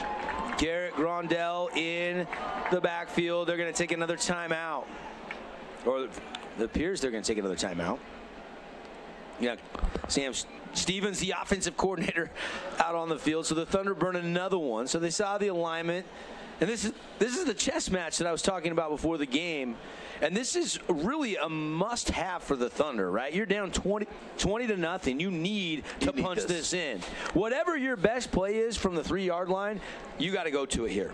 It's imperative that you get points here, because this is going to be a game where there's 1:12 left in the first half. But Crimson Cliffs could really score again the way that they're operating right now. So it is paramount that Desert Hills finds pay dirt here. And I think they're going to lean on the guy that's been doing it all season for them. Over 1,800 yards. That's Titan Mason. 6 total touchdowns last week. They've got to have something in their bag for him. But if he's not the guy, it's got to be Grondell. He's been the hot hand this drive. drive and this game. So I'd like to see one of those two be in on this play, and I'm sure both will. You know, one of the strengths of this Thunder team is their offensive line. John Stokes, the O-line coach, has done an incredible job, and they need to make some blocks here, give either Grondell a chance to throw it, time to throw it, or open up a crease for Mason to run it in. Again, Titan Mason has been a touchdown machine this season. Here we go. 4th down and goal from the 3-yard line. Play action. They'll throw it. It's touchdown. Cummings, Javian Cummings on the slant route. What a play. And the Thunder strike. They're on the board. As Cummings and Grondell, just that connection that's been formed throughout this game. As we see it here on the slant route, just beats his man and gets inside. And that's the rule for a corner. Never let your man inside of you. And that was broken there by Javian Cummings on a great, crisp slant route. Well, look, I mean, Titan Mason's got 25 rushing touchdowns this season. And right? It's blocked. And 5. Finlay Subaru extra point blocked by the Crimson Cliffs Mustangs. So it remains 20-6 ball game here. 1:06 left in the first half. Now both teams have had an extra point blocked. All right, we'll take a timeout. 1:06 left, 20-6 on the Wilkinson scoreboard. Their Just Right features come standard, and you always get quality construction and the Just Right home and commercial building experience. Visit Sullivan-Homes.com to make your dream home a reality. Nets on Fire is the premier indoor basketball training facility in Southern Utah with 4 full-size gyms and group and individual training packages available for every age and skill level. Nets on Fire can elevate your game. Hoop it, Nets. We give you the green light. 4 seasons auto sales. Hook you up with some wheels. Drive on out of here. We give you the green light. Buy here, pay here. You can apply online. Now it's time to ride. We give you the green light. 4 seasons auto sales. Hey, welcome back, everybody. Devin Dixon, Paul Ratliff, 20-6. And the Mustangs have 1:06 left to work with here in the first half. I did everything I could do in the break to try to get the hiccups to stop, Paulie, and I can't seem to do it. So we're gonna just keep moving on. Tyler West on the return, outside the number, is gonna take it out past the 30-yard line, probably marking right at the 30. It looks like. Good return. You know, this is going to be interesting to see what the Crimson Cliffs Mustangs do offensively. I'd love to see if they're going to be conservative, just go into the half with a 20-6 lead, or if they're going to push, take some deep shots. Maybe they'll see what the first 2 plays merit and yield, but I'd love to see them try to score again here in the with 58 seconds left in the first half. Former Desert Hills coach, good friend of mine, Rick Berry, said, for your hiccups, Devin, drink some water slowly and raise your left hand. I just tried that, and it hasn't solved my hiccups yet. But I'm trying anything I can. Anybody got something that'll work and solve these? Home remedy. Tweet me at Dev Dixon. I need some help here. He's battling. Here is Barbin out of the gun. Looking to throw. Out route, off the fingertips, incomplete of Boston Adamson. And that'll bring up 2nd and 10. And that's what I was wondering. Crimson trying to get one of those plays to the outside, get a couple yards on first down, see where you're at, see if you're able to push towards midfield get into field goal range. But after that first play, I'm not sure if they're going to be ultra aggressive or not. That first play looked a little more conservative, but we'll see what they've got in their bag here. Still got 53 seconds, plenty of time if you want to take a shot down the field. They'll go underneath, incomplete. Off the hands of the intended receiver, Caden Garcia-Casey. Garcia-Casey there, just didn't seem like he was trying to turn upfield before he caught the ball, as his eyes are going forward before he possesses and brings the ball into the chest. So just you know, an incompletion, but 20-6 lead here. I would assume they might just go into halftime here, be a little more conservative if they don't pick this first down up. Here is Barbin. Barbin fires it and is batted around and incomplete, trying to find Adamson. I'm getting texts now of people, suggestions on solving my case of the hiccups. Wow. So thank you. In the halftime show, I'm going to try every one of them. And there's a good throw, but really good defense there. Not much of a window to complete that pass for Barban. And a little bit of Thunder momentum here late in the first half as they're starting to gain steam offensively, and the defense with a big stop. And it looks like they're going to go quick kick again here, most likely.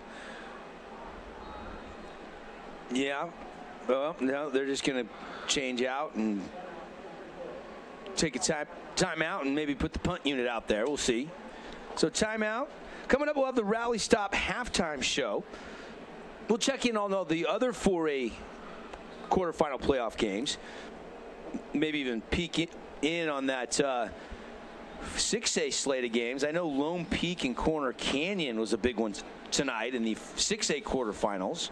Lehigh was playing Davis tonight. Bingham American Fork. I've heard great things about that American Fork team. They're a really good quality squad. Yep. Skyview is now back in front of Green Canyon. That's the 1 versus 8 seed matchup. Skyview leads 22-19. There's a little Nets on Fire scoreboard update for you to wet your whistle for some of the scores at the break. We probably will be able to hopefully have Caden talk with Coach Wayne Alofapo and get his thoughts on this first half. Air is the punt, and Desert Hills defense does its job, and they're going to get good field position here, and it's going to be taken down to about the 33-yard line by Cyrus Polu, and now the Thunder have 32 seconds to work with. Yeah, still plenty of time. You can take some shots, maybe even use a timeout, may create some more time for you to dream up a play that'll be able to go to the end zone, but I still think that this is a scoring opportunity for the Thunder. I think the Thunder have 1 timeout left. Okay.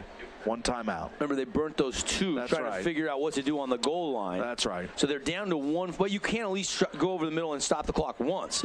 Here, I think you want to go to the boundary. Grondell, flushed, tucks, hit, dropped. About the 30. Oh, that was not the play you needed there as Parker Andrus makes yet another play in the backfield for the Crimson Cliffs Mustangs. You've probably heard that before, and it is because you have, as he makes yet another effort play running sideline to sideline for a man that big. That is so impressive. And that was the final timeout. They had to use it on that tackle, preserve as much clock as they could. That play, because he sat in the pocket, then scrambled outside, would it take 9 seconds? Yeah. And then you didn't get out of bounds. And so great play by Parker Andrus. That's what he does. So efficient in the trenches, just a guy that never gets pancaked, never gets blown off the line. He's got the quickest jump that I've seen of the Crimson Cliffs defensive tackles, and that's saying something because they've got a lot of guys that can get off the ball in Hawes and Nyson, but Parker Andrus is the stud of the litter. He had 19.5 tackles for loss on the season by himself. A lot of teams don't even total that, so he is a player. Comes from a very athletic family. In fact, his oldest brother, Bronson, was a Desert Hills Thunder star football and baseball player. Boy, he hit some bombs back in the day. Grondell looking to throw, and it's going to be intercepted by Smith. Here comes an entourage, but they will get to him, and Titan Mason runs him out of bounds at the 40. There is 13 seconds, and that is interception number 2 on the night for this Mustang defense. Sweeten had the first one. This one's Braden Smith. And Braden Smith just jumping in the passing lane there as Cummings wasn't quite ready for that ball, and he just is ready to, he's opportunistic, ready, and takes advantage of the opportunity. Goes down the sideline, ushered out by Titan Mason, but still effective play for the Crimson Cliffs Mustangs, ending that threat from the Thunder. So not exactly the momentum you were looking for if you're D-Hills. You would have loved to have found a way to at least get in field goal range. And now McCord Christiansen got a little room, and he's going to break some tackles and finally take it down at the 30. But they don't have a timeout left, and they cannot get up to the line and stop it, I don't believe. Well, they could spike it. They're going to stop it to move the chains, and then they'll wind the clock. Now it's winding, and they're not going to get the playoff. Yep, just couldn't. There's a replay there. Just couldn't get everybody organized. He went so far downfield. That'll do it for half number one. An entertaining first half. Crimson has got the lead going into the Rally Stop halftime show 20-6. And hopefully we'll be able to get Caden Formaster with Coach Wayne Alofapo down on the sideline. And Caden, go ahead if you've got Coach. Take it away, Caden. Go ahead, buddy. He's with Coach Wayne. All right, Coach, first half, tell me your thoughts so far. Yeah, I mean, we knew it'd be a battle. Desert Hills is showing a bunch of different things, and, you know, it's just trying to contain Titan Mason and force them to use other weapons, and we're trying to just see what their hand is right now so we can make some adjustments. We see some little things they're doing, and we'll try and go in there and make some adjustments, see if we can come out the second half and play a little bit better. All right, thank you, Coach. All right, that's Caden with Coach Wayne Alofapo at the half. Mustangs up 20-6. We'll take a 2-minute timeout. Rally Stop halftime show when we come back. The Fan Sports Network is your home for local sports. Catch The Drive with Devin Dixon from 7 to 9. And From the Bleachers with Caden Formaster and Mark Musgrave from 4 to 6. Plus, Utah Tech and high school sports live on the radio and streaming on the fansportsnetwork.com. Sullivan Homes is a fan favorite for homeowners in southern Utah. Their Just Right features come standard, and you always get quality construction and the Just Right home and commercial building experience. Visit sullivan-homes.com to make your dream home a reality. Nets on Fire is the premier indoor basketball training facility in southern Utah with 4 full-size gyms and group and individual training packages available for every age and skill level. Nets on Fire can elevate your game. Hoop it, Nets! We give you the green light. 4 seasons auto sales. Hook you up with some wheels. Drive on out of here. We give you the green light. Buy here, pay here. You can apply online. Now it's time to ride. Red Ledge's Dermatology and Med Spa, specializing in general and cosmetic dermatology, treating acne, rashes, warts, and more. They even do cancer screenings and offer a free chemical pill with your first appointment. So if you need dermatology, think Red Ledge's Dermatology, located just off Snow Canyon Parkway, St. George. Hey, it's Sheldon Demke. Check out the latest episode of What's on the Menu, a behind-the-scenes tour of local restaurants. We'll see some of their favorite dishes and get an inside look on how these dishes are prepared. Check out this week's episode at stgeorgenews.com and click the shows on the menu tab. Adams Wealth Advisory is a financial planning firm that is combined with an investment firm to provide the best possible outcomes for our clients. I always believe if you're intentional with your financial plan, things are going to work out really well for you. Visit AdamsWealthAdvisors.com or call 752-1702 to schedule a time with an advisor today.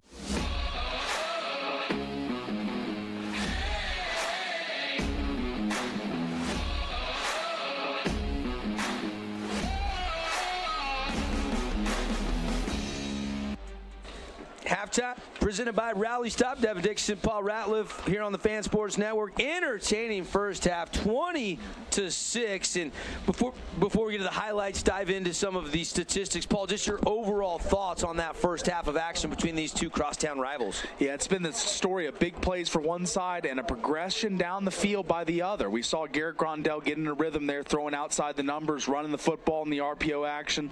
And then for Crimson, it's been the fireworks. It's been the big plays. So which style will emerge victorious? We're just going to have to find out. We've got a 20-6 ball game in the first half, and it's been an exciting one. Let's get to a couple of the scoring summary and the highlights. If you joined us a little bit late on the radio or on the live stream, early on there, it was about a 67-yarder as Alofapo caught it from Still Barbin, had time to throw, and just flat out raced past everybody there for that long touchdown. Yeah, ran away and hid. Like, there was no one within 5 yards, and he just strolled into the end zone untouched. And that was a huge, huge play for the Crimson Cliffs Mustangs early on in this game, establishing the tempo and that they were ready to make big plays, strike up the band, have the fireworks, and it showed. Yeah, and then watch this, scrambling around, Still Barbin takes a shot, but still gets it to Tyler West. Tyler West, you can't see it on that shot, but I wanted to show you how they did get some hits on Barbin. Barben, but he was able to hit West, and then West does the rest. Jitterbugs all the way from the near sideline to the far sideline, and it was a 51-yard touchdown connection. Yeah, Tyler West is what I like to call a water bug, one of those little tiny gnat-like bugs that stand on top of the water and just jump around in all different directions. He is that guy with the straight line speed, the agility, and just an incredible first half for Tyler West. There is the Parker Andrus Scooters Coffee sack, little karate kid. The crane. Yeah. Here is another interception. This is Jay Sweeten. He's the interception machine. Well, what did you set the over-under at media day? I think you said 5, right? I think it was 6.5. 6.5. So he's eclipsed that in spades now. So yeah, what a player he is. No question about it. One of 2 interceptions in the first half. Now, they blitz and you come up the middle, you break 2 tackles, and then touchdown McCord Christiansen. So 2 passing touchdowns in the first half, and then that rushing touchdown there for Christiansen. And then, of course, you got a couple big plays going here, though, and another one by Smith. This is the end of the half, and obviously a huge mountain to climb, but they are a lot closer at the half in this game than they were in the regular season where they lost 49-7, Paul. Exactly, yeah. I think this is going to be the touchdown throw here to Javian Cummings as he gets open on the slant route and finds pay dirt for the Thunder, and that was huge before the end of the half to get on the board, get some momentum behind you, get the game going back in the right direction. And if Tyson Mason and Javian Cummings can get going, Ventil the tight end, I mean, there are so many different weapons for this Thunder offense that they could get hot at any time. The water's boiling, it's just time for it to get a little hotter and start turning into steam and for this Thunder offense. So again, Javian Cummings, that was a great 4th down, by the way, on that score. More highlights. That was one of the other hits they got on the quarterback, still Barben. All right, we'll take another timeout. When we come back, we'll get you some stats, and then we'll run down the scores from around the state in quarterfinal 4A and some semifinal 3A, 2A games right after this. It's the Rally Stop Halftime Show. Stick around, everybody. Check out this week's edition of TGIF on stgeorgenews.com. TGIF is your weekend adventure guide to all the fun and exciting things going on in Southern Utah this weekend. Find this week's edition at stgeorgenews.com and click the shows on the menu tab. Have a blast this weekend. I've got 15 seconds to list all the reasons that you should call Jason Baum at Bay Equity Home Loans. First-time home buyer specialist, down payment assistant loans, investment loans other guys haven't even heard of, reverse mortgages, and so many more to name before I run out of time. This cheesesteak is so freshly grilled, you could still hear it sizzling. I can hear it too. Me too. Actually, it's the Hello? Cheesesteak? grill. Grilled right in front of you. It's a Jersey Mike's thing. First Ace Hardware is conveniently located in St. George on the corner of Bluff Street and St. George Boulevard with 30,000 square feet of lawn and garden, paint, tools, fabrics, sporting goods, and the most complete nut and bolt section in town. First General Store, the Big Ace store on Bluff and on Main in Cedar City. Nets on Fire is the place to hoop in Southern Utah. Elevate your game with group or individual training with elite coaching. Hustle to netsonfire.org to learn more and see why so many rising stars hoop at Nets. Nets on Fire, building champions on and off the court.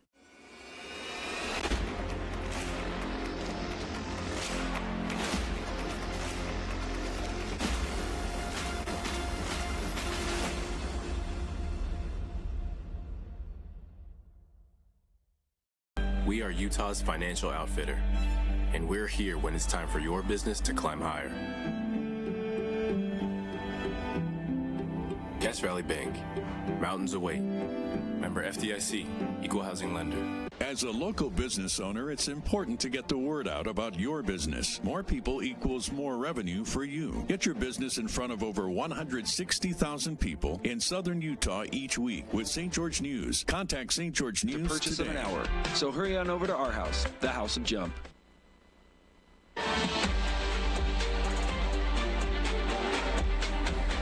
Back live here, Rally Stop Halftime Show. Devin Dixon, Paul Ratliff coming at you here from the broadcast booth. Heard from Coach Wayne. You're going to make some adjustments, and hopefully Caden will be able to talk with Sam Stevens, offensive coordinator, see what adjustments Desert Hill's going to make here in the second half. Looking at some of the statistics, and it is everything I can do. I've tried every trick, and I still can't get these hiccups gone, so just bear with me, folks.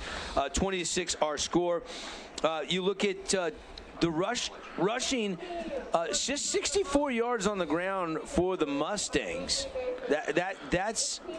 That's not the story, though, because of the passing yardage. 161, 2 touchdowns, so total 215 yards of offense for the Mustangs. They lead 20-6.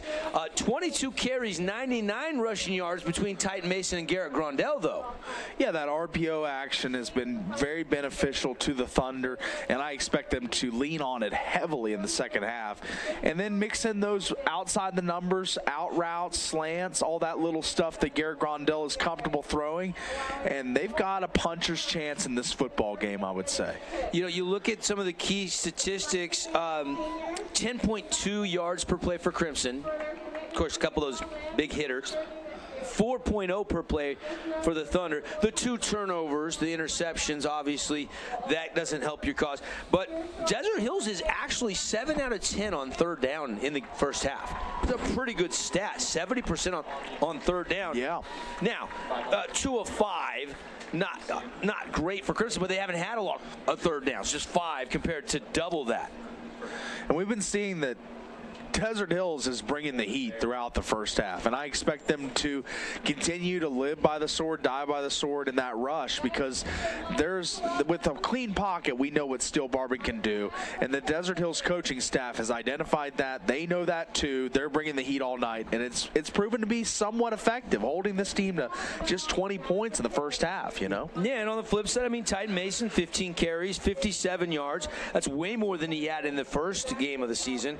JVN's got 6 catches for 30 yards in that touchdown. Grondell has thrown it 11 for 18 for 68. The touchdown, the 2 picks, but he's shown some good runs with his legs to get, keep drives alive and keep series alive. Yeah, we saw one play where he juked out McKay Wright in the open field, put his foot in the ground, and got going up, and it was an incredible play. So I think Garrett Grondell, as a runner, I identified it as a key. I thought that this was going to be something Desert Hills was going to lean on. It's what separates Garrett Grondell and Bo Wall, is that ability to run the football from Grondell. I really like his athleticism, and he's proven to be a valuable asset in this game, and I think he's going to be a valuable asset in this second half. Yeah, no question. Hey guys, about I've got Coach over here with us for Desert Hills. Take it away, Caden. Go ahead. All right, Coach. Second half, right there towards the end of the first half, you guys got into the end zone, made a couple of good stops as well. Tell me what you guys talked about there at halftime. We just got to keep the momentum there as far as that's concerned. We just talked about execution. Right? Execution is the name of the game, so we just got to execute, move the ball, take what they're going to give us, and just do our jobs. We just talked about doing your job. Got to do your job, guys. All right, thank you, Coach. All right, thank you, Caden. Sam Stevens there. Yeah, I mean, gosh, they had a little bit of time left there, and it got to 6 points, even though it blocked PAT. Thought maybe they could get a quick score instead of that second interception, and obviously at least it didn't cost them, and Crimson ran out of time. In about 5 seconds they finally tackled Chris Jansen, and then they didn't have any timeouts, so they couldn't get up there and spike it quick enough to have one more play, and so that's where we sit inside of our Rally Stop halftime show. And we'll take another timeout. I've got 3 more remedies to try to fix my hiccups, and then we're going to get you some adjustments, some final thoughts in the second half kickoff right after this 2-minute timeout.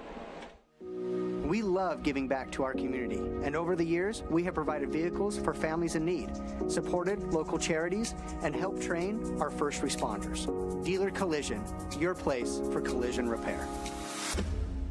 Everyone loves local sports, and of course loves ice cream. And the best ice cream on the planet is Handel's Homemade Ice Cream. Open late every day of the week with dozens of delicious flavors. So after your favorite team wins, head over to Handel's to celebrate, with locations in St. George, Layton, and Woods Cross. Red Rock Real Estate has over 200 professional realtors in the St. George area that specialize in the local market. Whether you're buying your dream home, looking for an investment property, or want to sell your home for the highest amount, the Red Rock Real Estate team is here to assist you. Get started now by visiting redrockrealestate.com. Did you know that St. George News has a new app? Download the St. George News app today and stay up to date on everything happening in Southern Utah. Get instant notifications on news, weather, sports, and more. Download the app today and get your local news now. Scooter's Coffee and Hurricane is the best way to start your day or get you through your day. From breakfast sandwiches to cinnamon rolls to amazing smoothies and, of course, coffee. Anytime is a good time to sip and smile. Scooter's Coffee, open 7 days a week. Own property and want to rent it? Then you need the right team with 11 years of local experience, a staff of over 25 employees, and a 4.9 Google rating. Aim to maximize your rental income and find quality tenants while keeping turnover low to increase your revenue and truly maintain your property. Learn more at redrockpropertymanagement.com.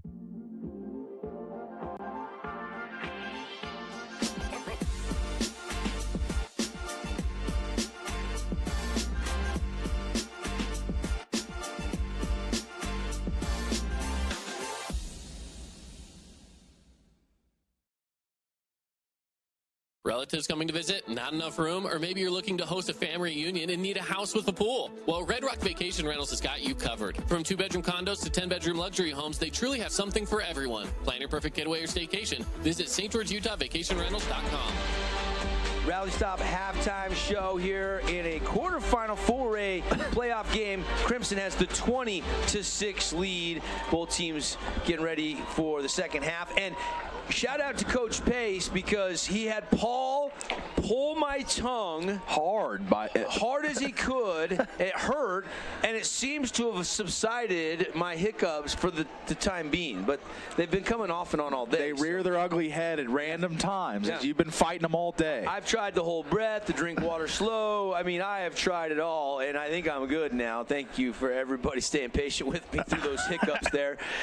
Mustangs have the 20-6 lead. They will get the second half kickoff. All right, you're a fly on the wall. You're in Coach Wayne's locker room. What was he preaching to the Mustangs? He's got to be saying to just keep doing what you're doing defensively and offensively. I would say just protect Steel Barber. You know the rush is coming. There's got to be some more max protect sets, maybe some more chips from running backs, tight ends being deployed for blocking purposes. But because Ocean Talfa and that defensive front and the blitzing linebackers of Desert Hills are getting hits on Steel Barb, and it's most important to keep them upright, healthy for the rest of the season going forward if you win this game. So that would be my keys, and that'd be the things that I would expect Coach Alofopo to be preaching to the Crimson Cliffs Mustangs at halftime. On the flip side, you kind of got a little bit of a glimpse of what Sam Stevens was talking about, the execution. I mean, that sounds like what they were preaching to their guys there. They did have some good execution. We mentioned 7 out of 10 on third down. That's really good, but only 6 points to show for it on the scoreboard. Yeah, just not converting enough third downs, but converting more than you would think with the run game, with Garrett Grondell getting on the edge, but it's been the lack of the explosive plays. We saw the 28-yard run by Titan Mason early on in the second quarter, but it hasn't been there. The explosive plays, the big chunks of field that you can cover with a big pass or a big run, that they just haven't been there for the Thunder. In the first half, it was that long grinding drive, throwing those outside the number outs, the slants, all that stuff to move them down the field. But now it's time, down 20-6, and in the second half and the last game for potentially all these seniors for Desert Hills, you want to give them your best shot come this second half. And they need more of the plays like we just showed for our video streaming audience, Titan Mason, but then they use him as a decoy, and they get it to Javian Cummings. And if they're going to keep blitzing, they're going to have to find a way to win those one-on-one battles against Boston Addison, Tyler West, Owen Peterson. And it did appear like Desert Hills slowed the blitz down a little bit less in that second quarter, but they're still coming an awful lot in this game. They're bringing the house on a lot of plays, but you're right. They did dial it back. They saw those 2 long home runs hit by the Crimson Cliffs Mustangs offense early on in this game, and it was dialed back, but they're still coming every play. You know that. Steel Barbin. I'm sure the defensive lineman, Ocean Talfa, and those boys are saying when they got him on the ground, we're coming for you next play, because they are, and that's been a constant theme tonight that I've been keeping track of. So second half, here we go. Under a minute, both teams getting ready to go. Crimson will get the football. Steel Barbin really solid. Don't have the exact numbers, but really good. I think think 13 out of 18, 180 yards, something of that nature. Let me double check that. Just making pinpoint plays, took some shots and just kept coming, just kept ticking, didn't he, Paul? And that first play there on the long touchdown to Olafipo, he has great protection. But a lot of the plays early on in this game, there was not great protection, and he still made great plays. Tyler West, 51-yard touchdown. We'll see it here. As Steele Barban rolls to the left, he's going to take a huge hit from Cyrus Polu, the missile linebacker for the Thunder, but he's still able to complete the long ball for the touchdown. That's been the theme of the game. Even when they get him on the ground, when they pressure him, when they sack him, he's getting right back up to make another big play. Correction on my statistics. Want to double check that. 7 out of 15, 151 yards. I looked at it earlier and I knew I said it wrong, so I apologize for that. Tyler West, 3 catches, 76 yards. Olafipo, 1 for 67. Owen Peterson, 1 for 10. Tapalian Adamson, also 1 catch. Parker Andrus leading the defense. He's got 4 tackles, including a sack. And again, they held Titan Mason to about 15 carries for 56 yards in that first half. So incredible. 99 total rushing yards for the Thunder as a team, but Grondell had a bunch of those as well. Kickoff is going to be blown dead. They did kick it, but flags fly back at the 40-yard line from the side judge. And it's going to be an offsides on Desert Hills, so they're going to back them up 5 and re-kick it. And I wonder if Coach Olafipo, in the halftime speech or however he addressed his players, that he just said, hey, let's kick the octane up. Let's get it going a little, rev it up another gear, and let's just take off. And on the Desert Hills side, they're just trying to contain, stay in this game, have a puncher's chance at the end. 2 totally different perspectives, but we'll see what happens in this one in the second half, as this has been a great game thus far. Yeah, and it'll be interesting to see, where does Desert Hills continuously try to attack? Where does Crimson, after the adjustments in the locker room, where do they try to attack after we've got 2 quarters in the books? 20-6, our halftime score, and this one's going to be a squib kick, returnable from the 11. And here comes Tyler West, starts the left hash, and then he is hit, and Polu and company will drive him back. And that's probably the longest field that the Mustangs have had. I mean, they started their first drive of the game from the 33, but they're going to start this one from about the 24-yard line. There's the Swiss Army knife contributing on special teams. We've seen him punt. We've seen him tackle on defense. We've seen him tackle on special teams.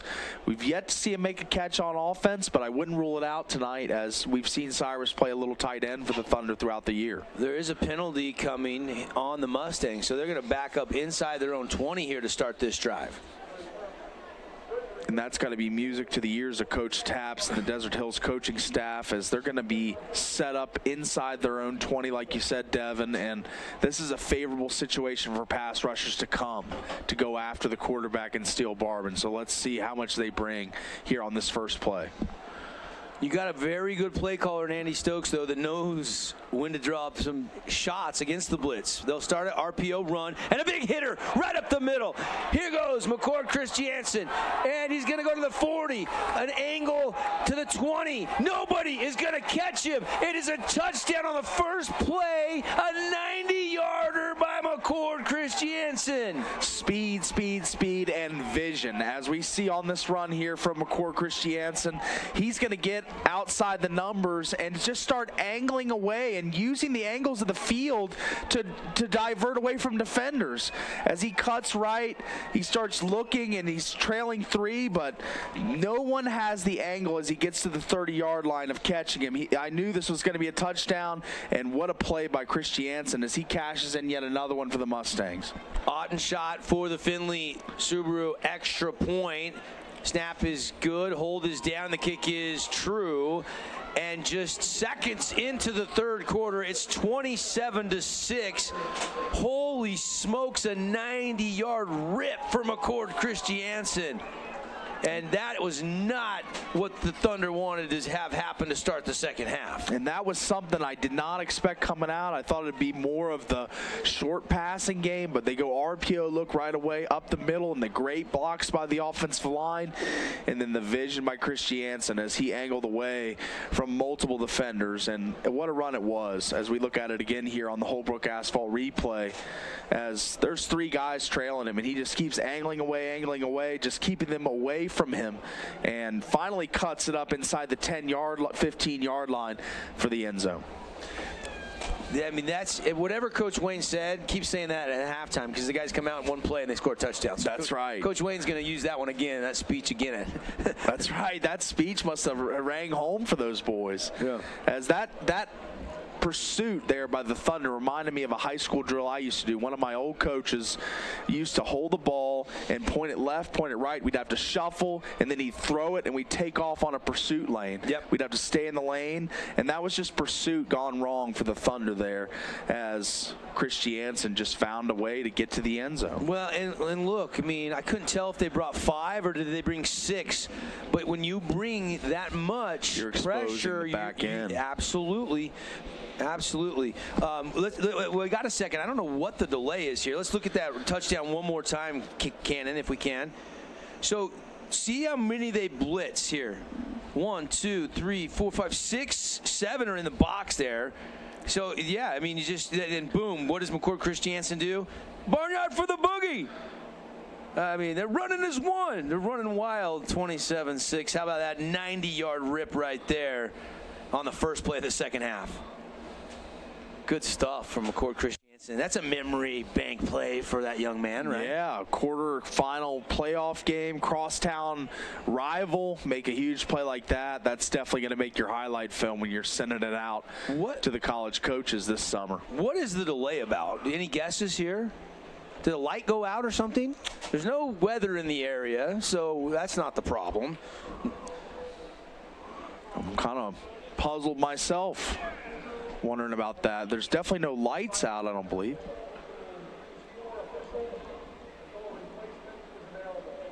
Okay, so one of the officials must have went down or got hurt. Let's see if Caden Formaster could hear that explanation a little bit better than I could there. Caden, what did they say right there?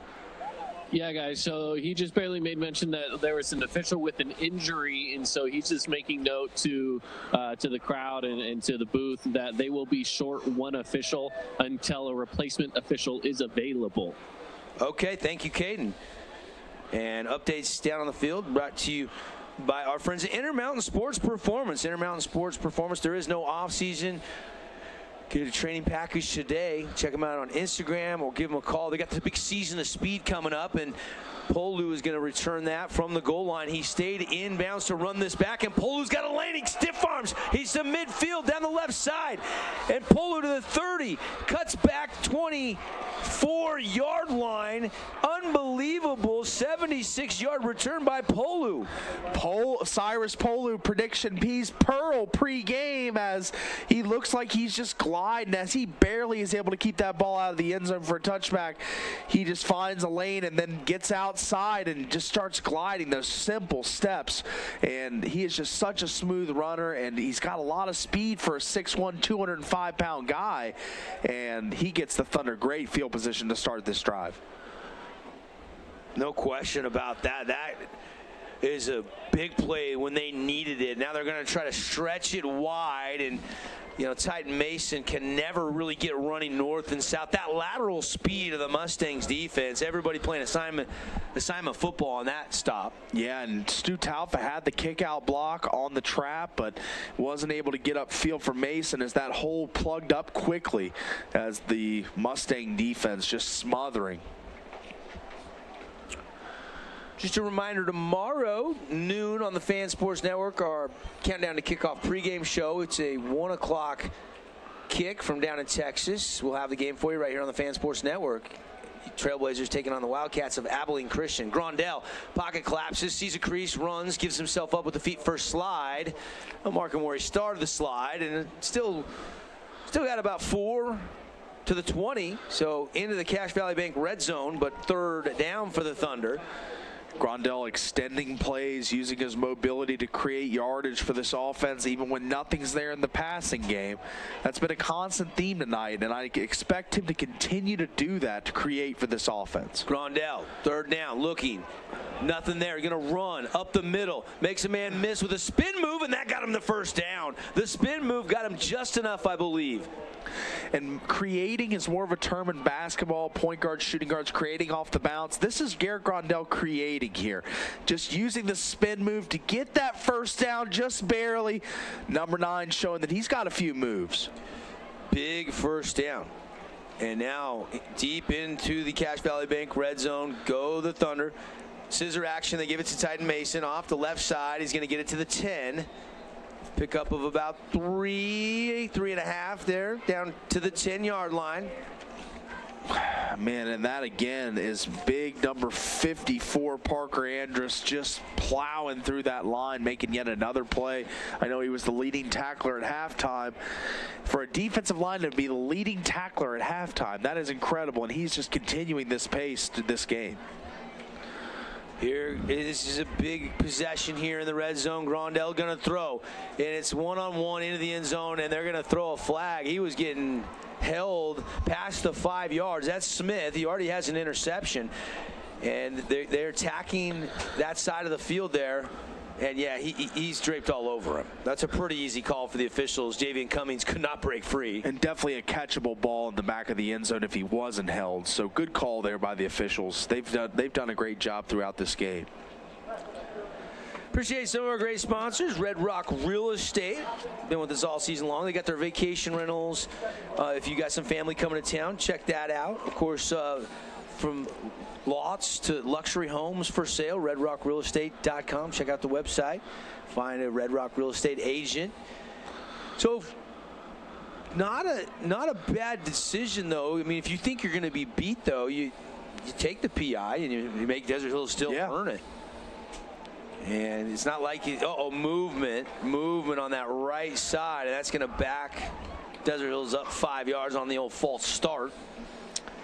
And tough after you just get that big conversion there, and it's going to bump them back. But false start called, the infraction. That's going to be a 5-yard deal. But they're still in a manageable situation here. Second and 5, 2nd and 6. Still most of the playbook available to you. Here we go. Going to throw it out route underneath, caught, and then drilled immediately is Austin Wintle. And a nice tackle by Connor Kell. Yeah, Wintle has been a big player for the Thunder, just catching those possessions, receiver-style catches for the tight end over the middle in spots where he knows he's going to take a big hit. Well, and Quinn got hurt, right? Remember last year he tore the ACL, missed the season, comes back playing on a torn ACL, and it finally gave out again. So Connor Kell has been pretty much the start all year because of Quinn's knee. And that's a huge loss, and you hope and wish Quinn a speedy recovery. But Connor Kell shot out of a cannon, making plays. Grondell looking right. Now he's going to roll, throw on the run, and it's batted down by Smith. A little redemption there after he got called for the penalty as he knocks it away. And Smith showing why he made the smart play as they're on 4th down now, the Thunder are, as he got that penalty in the end zone, but he still made a big play here to make this 4th down and 3 and make it a have-to-go situation for the Thunder, I would assume. That's not a bad job by Garrett Grondell, though. You got to try to make a play. You're down 27-6. And he was extending. He did a great job extending the play there, but they're going to kick. Yeah, I mean, you'd hate to not get points. They're still early 3rd quarter, but you need to convert, and they do get the field goal to go. It was about a 30-yarder there, and he got it. So big kick there, 27-9.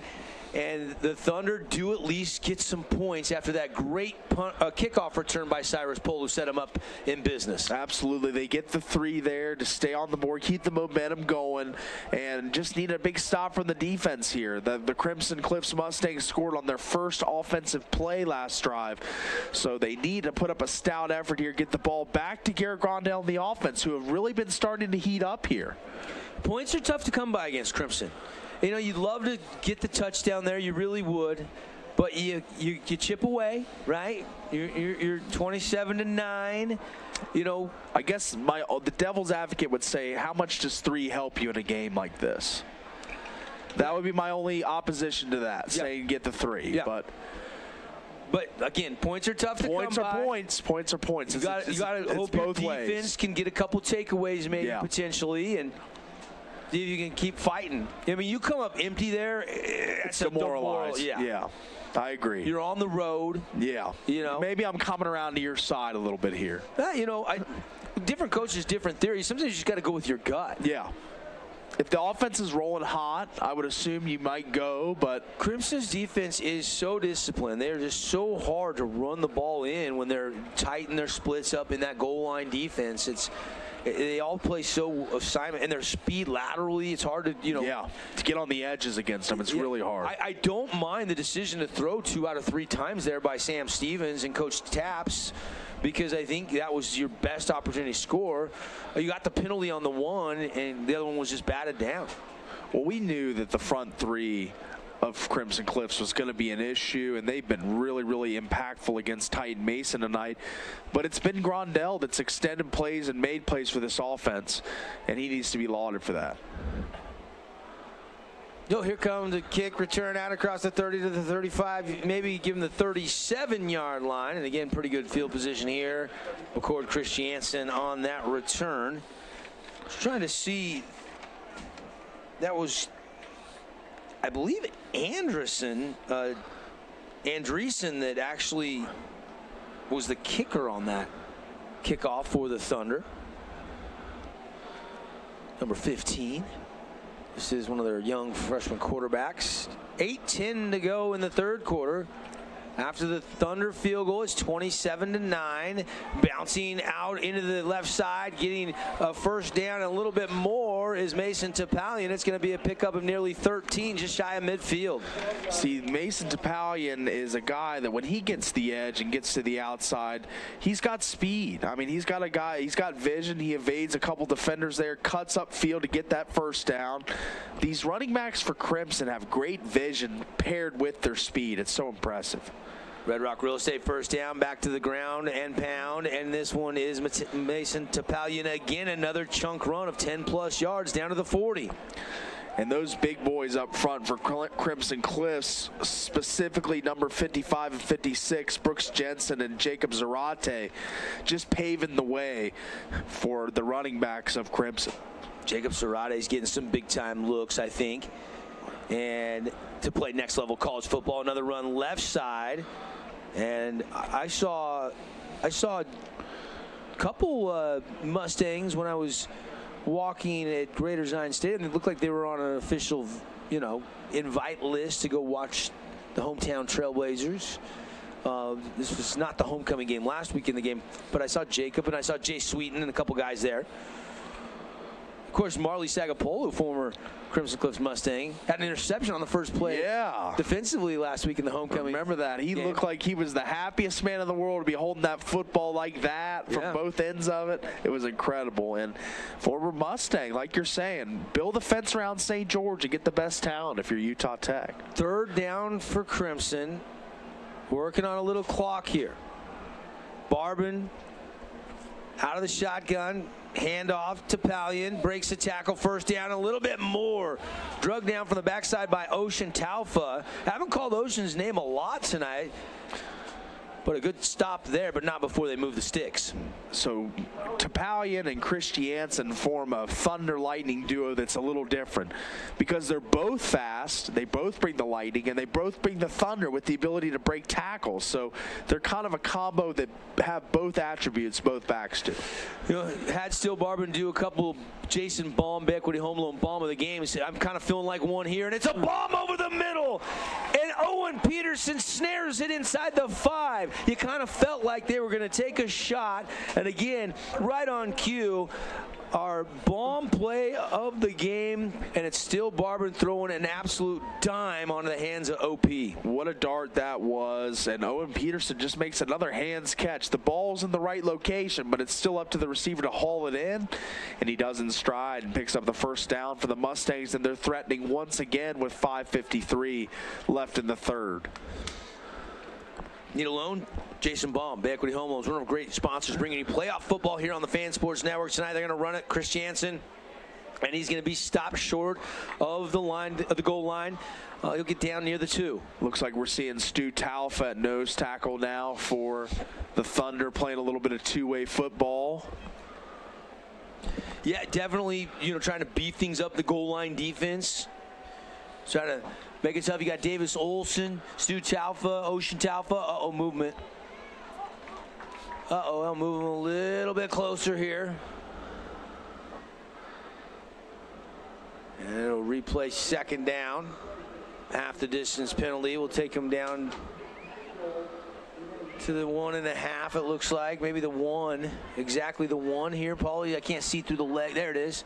Yeah, ball's at the 1. Clock rolling. And yeah, approaching 5 minutes. They're going to run it. And it's going to be a big pile up there. Great job by the Thunder at the point of attack. Ball popped out, but I think they blew that play dead. Clearly, forward momentum was stopped. Play blown dead, but those big fellas up front, Bridger Fleming, Stu Talfa, Ocean Talfa, are creating penetration here. They don't want to see Crimson get into the end zone and find Pater. They're giving their best effort up front right now, and it's really fun to watch as a former defensive tackle at the high school level, seeing these guys dig in and fight for their school. Fighting for their season. Yeah. You can't afford, you're down 27-9, getting later into the third quarter. Need to find a goal line stand. Here we go. Snap it. Barber going to look right. Pump fake. Throw. End zone. Touchdown. Tyler West.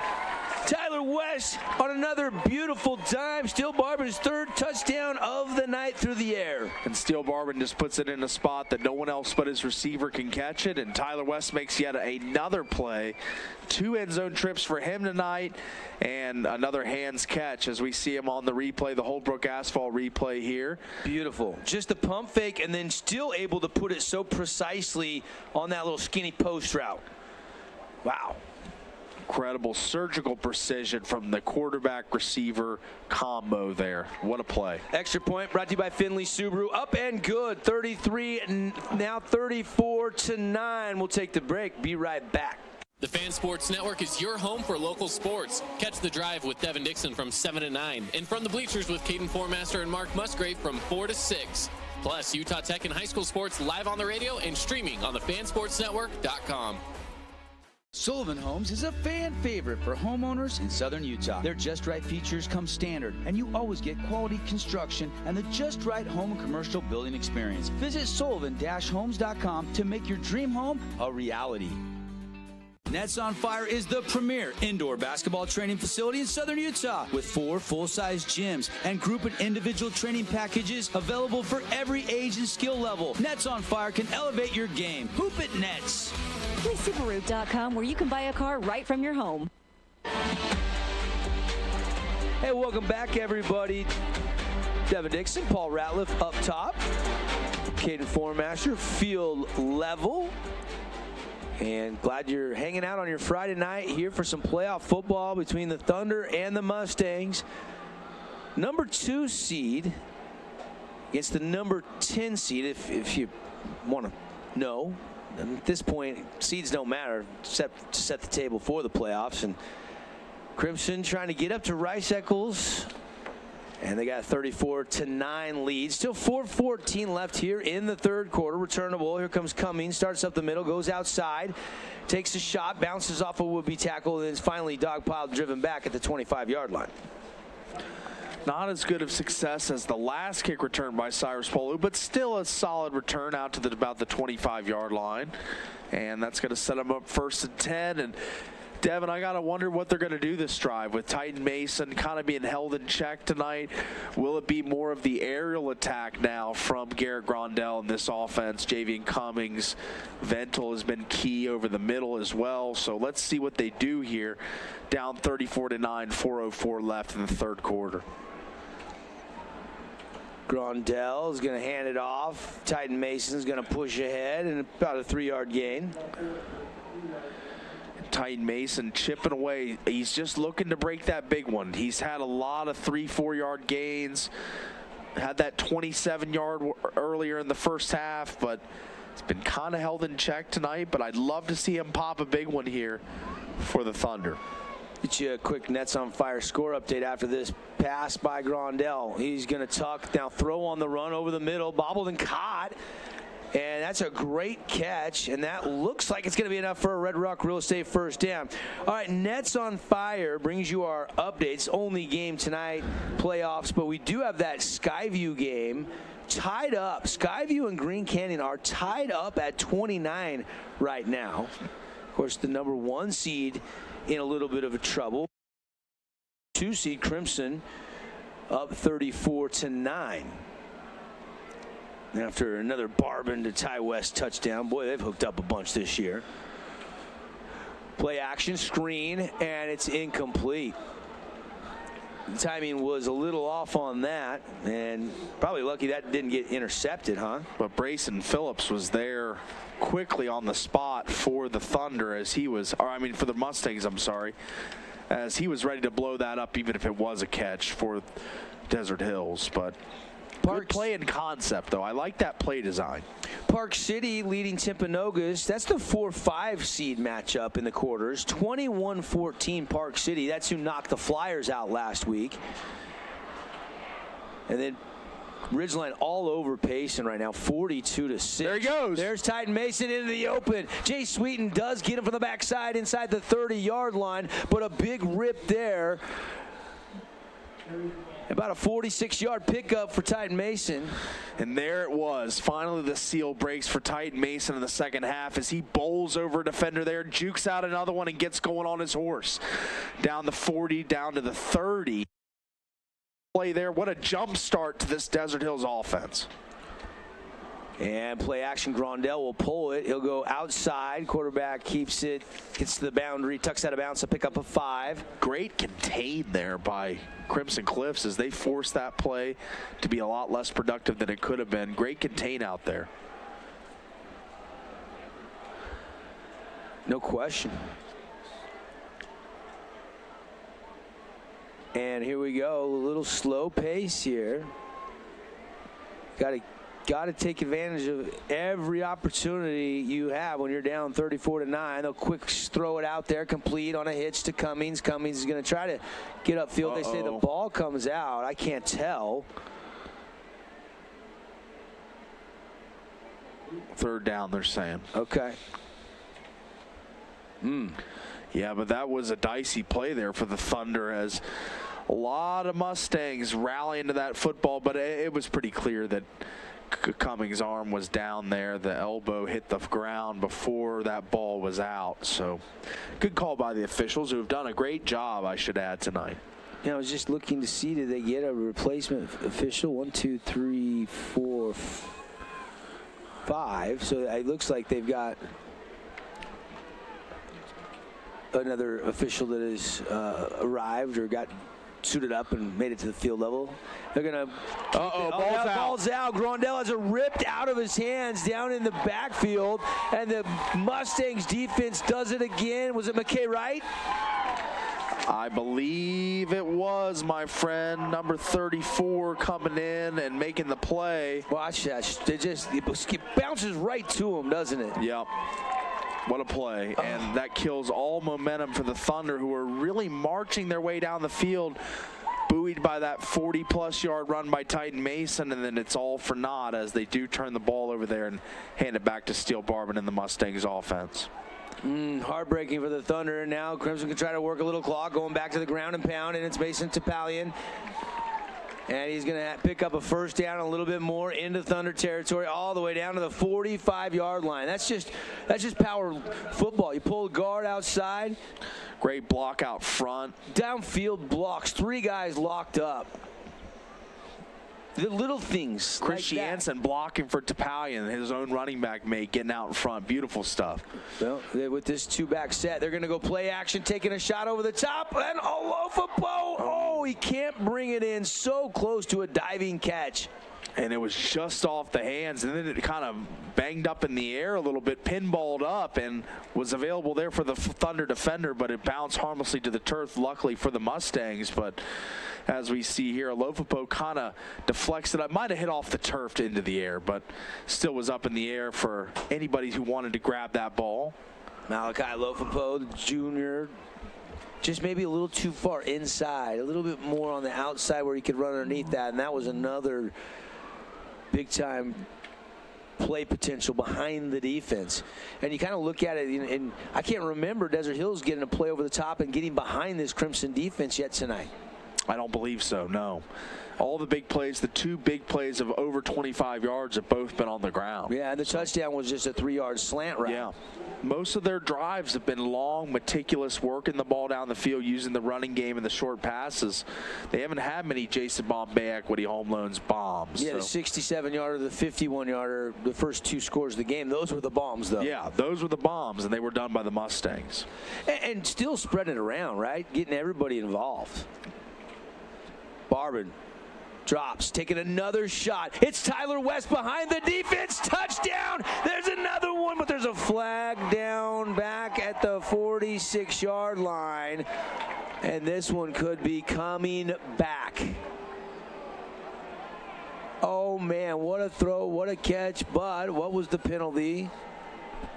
Take a look again on the replay, brought to you by Holbrook Asphalt. We got the big score dessert tonight, so everybody head over to the St. George Yogurt Land and get 5 ounces free yogurt. And I think it was on Spencer Arnold, number 71, the left tackle, and it was a pretty clear hold as there was a ton of jersey I could see on the replay there. So that was a good call by the officials, even though it takes away a huge, huge play for the Mustangs. Yep. You can hear the groans from the home fans here at Crimson Cliffs. So now 3rd and long. 3rd down and 18 here. That's one of the rule changes. What do you do if you're the Thunder here? Bring the house or sit back in coverage? I'd bring 1. I'd bring 5. They bring 6. They almost get to Barbin. 1-on-1 again. West makes the catch, and it looked like he got inbounds, but no, the official says he did not. He did not get a foot inbounds. Wow. And that was the pressure again brought by Desert Hills. Like you said, 6 guys coming, and they get yet another quarterback hit. But let's see if this ball, thought it was catchable, definitely catchable, as we see on the Holbrook Asphalt replay here. Steele Barbin flings it deep, and he's got a man out there, and the right foot was on. You almost need to slow it down because the left foot was in bounds, but I couldn't tell if the foot stayed and the catch happened. The right foot definitely, the second foot was on the white line. Yeah. Yes.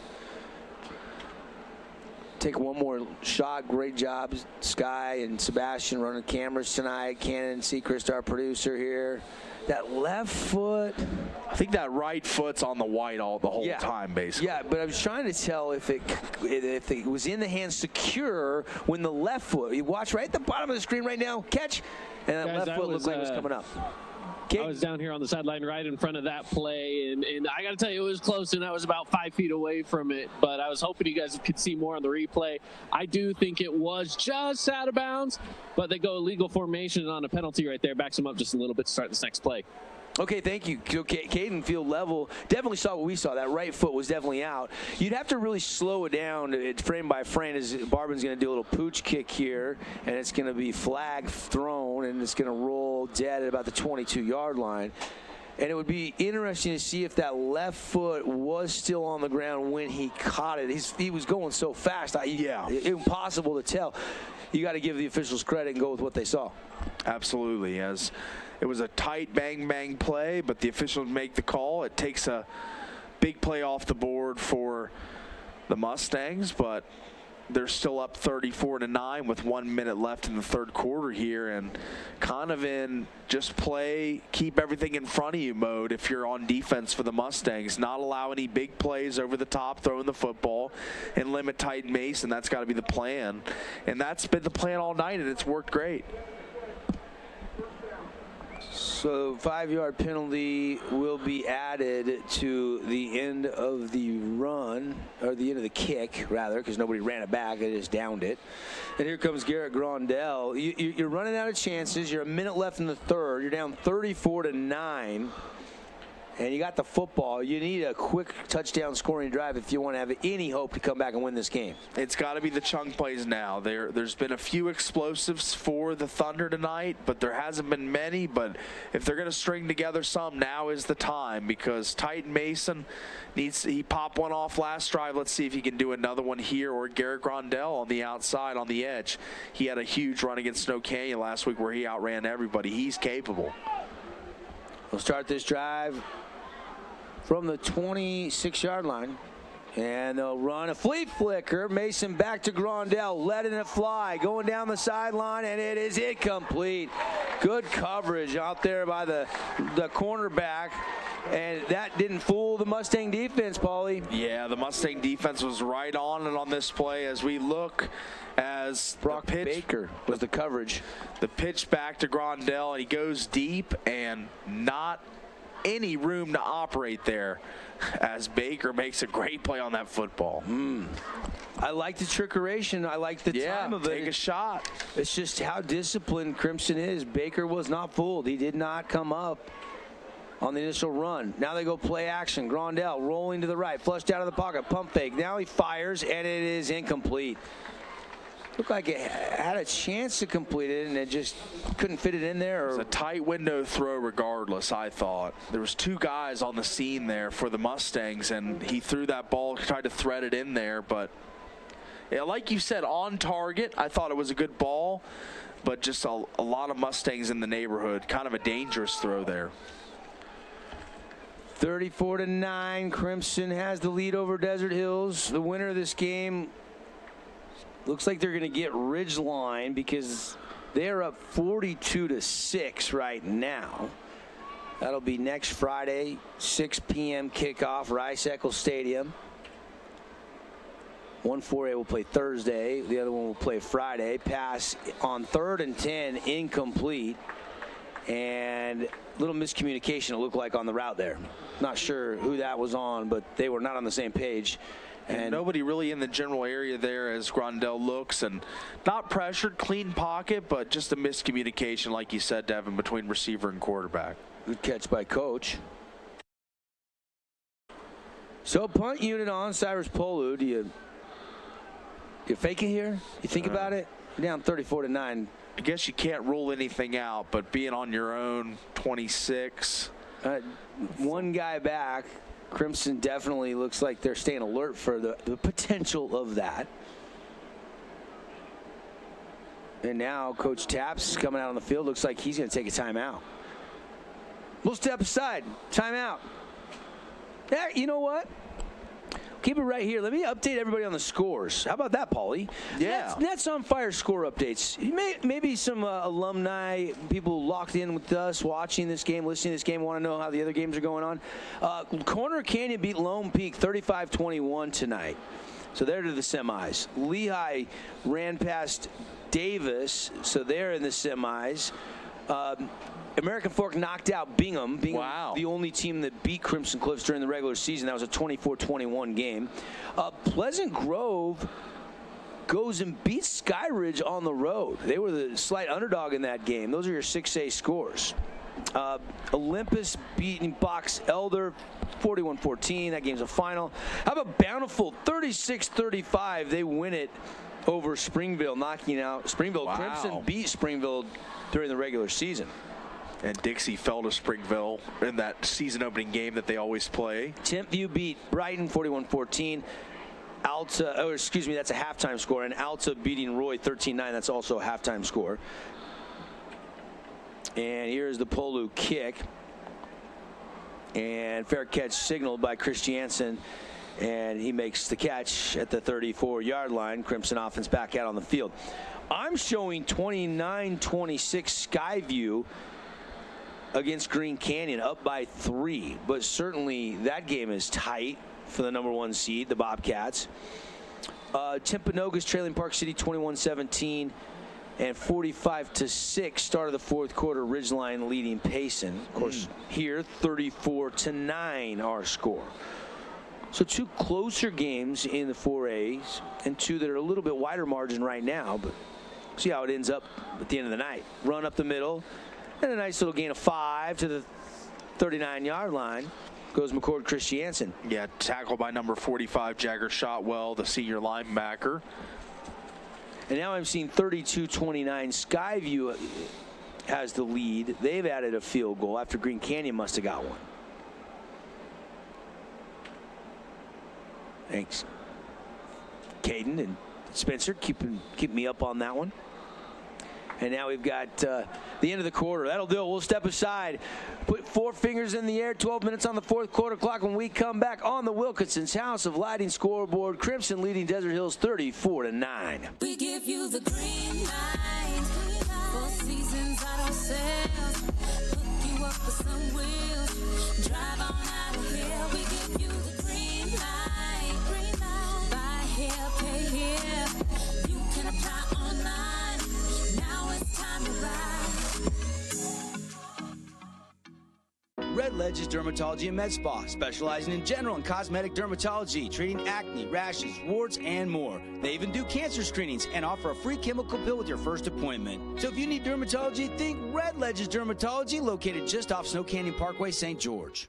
Hey, it's Sheldon Demke. Check out the latest episode of What's on the Menu, a behind-the-scenes tour of local restaurants. We'll see some of their favorite dishes and get an inside look on how these dishes are prepared. Check out this week's episode at stgeorgenews.com and click the shows on the menu tab. Rally Stop reminds you that after cheering on your favorite team, there's no better place to refuel than Rally Stop. Rally Stop, swing on in today. Jason Baum over at Bay Equity Home Loans doesn't need a Hail Mary to help first-time home buyers get into a home. Call in the Baum Squad. Jason Baum with Bay Equity Home Loans. BaumLoans.com. Bay Equity LLC, NMLS 76988. All right, second down here for the Mustangs. Scissor action in the backfield. They'll run it and nothing there. Nice tackle. Was that Davis Olson or was that Jagger Shotwell again? It looked like it was Shotwell. And now 3rd and 5 coming up for the Mustang offense. Leading. Bridger Fleming getting into the backfield again there. The big nose tackle for the Thunder. Love to see his blonde flowing locks out there in the backfield. 3rd down. Barber 9-20. He's only completed a pass in the second half. It was a touchdown to Ty West. And there's Owen Peterson grabbing another catch when they needed it. And that is a Red Rock Real Estate first down out to midfield.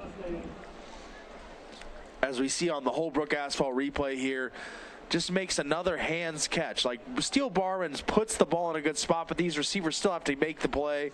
And he makes another good catch and moves the sticks for the Mustangs as they're trying to salt this one away in the fourth quarter. Yep, want to use a little clock here. They'll go back on the ground and good full head of steam, but a pretty big collision. That's a dealer collision, big hit there in the middle. Ocean Taufa against McCord Christiansen. If you've been in an accident, go see our friends. Dealer collision. Ocean Taufa working his way down the line to the interior, makes another play, and he's not going down without a fight tonight. Underclassman, bright future. Him and Stu both, right? Absolutely. And it's Strickland at quarterback and a handoff again, and McCord Christiansen's going to pick his way down inside the 44-yard line.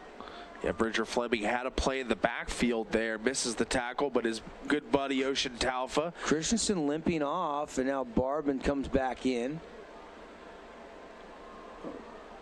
Barbin doesn't need that left knee brace, but he likes it. I think it's kind of a, that plant leg. He kind of feels comfortable with it, so he's left that on, from what I understand, all season long, even though not required to wear it.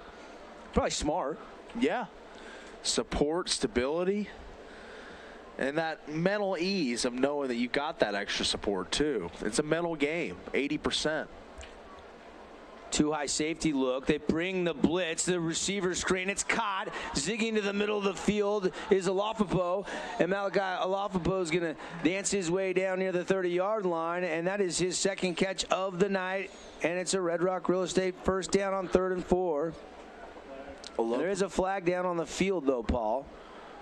Yeah, we'll check the flag, but Alofopo makes yet another play where he's just weaving through the defense and finding lanes, and then when he does get congestion around him, he still makes a man miss. So elusive Alofopo is. Yeah, Hunter Clark, I think, will get credit for that tackle. It's like a shoestring, kind of clipped him up and got him to go down.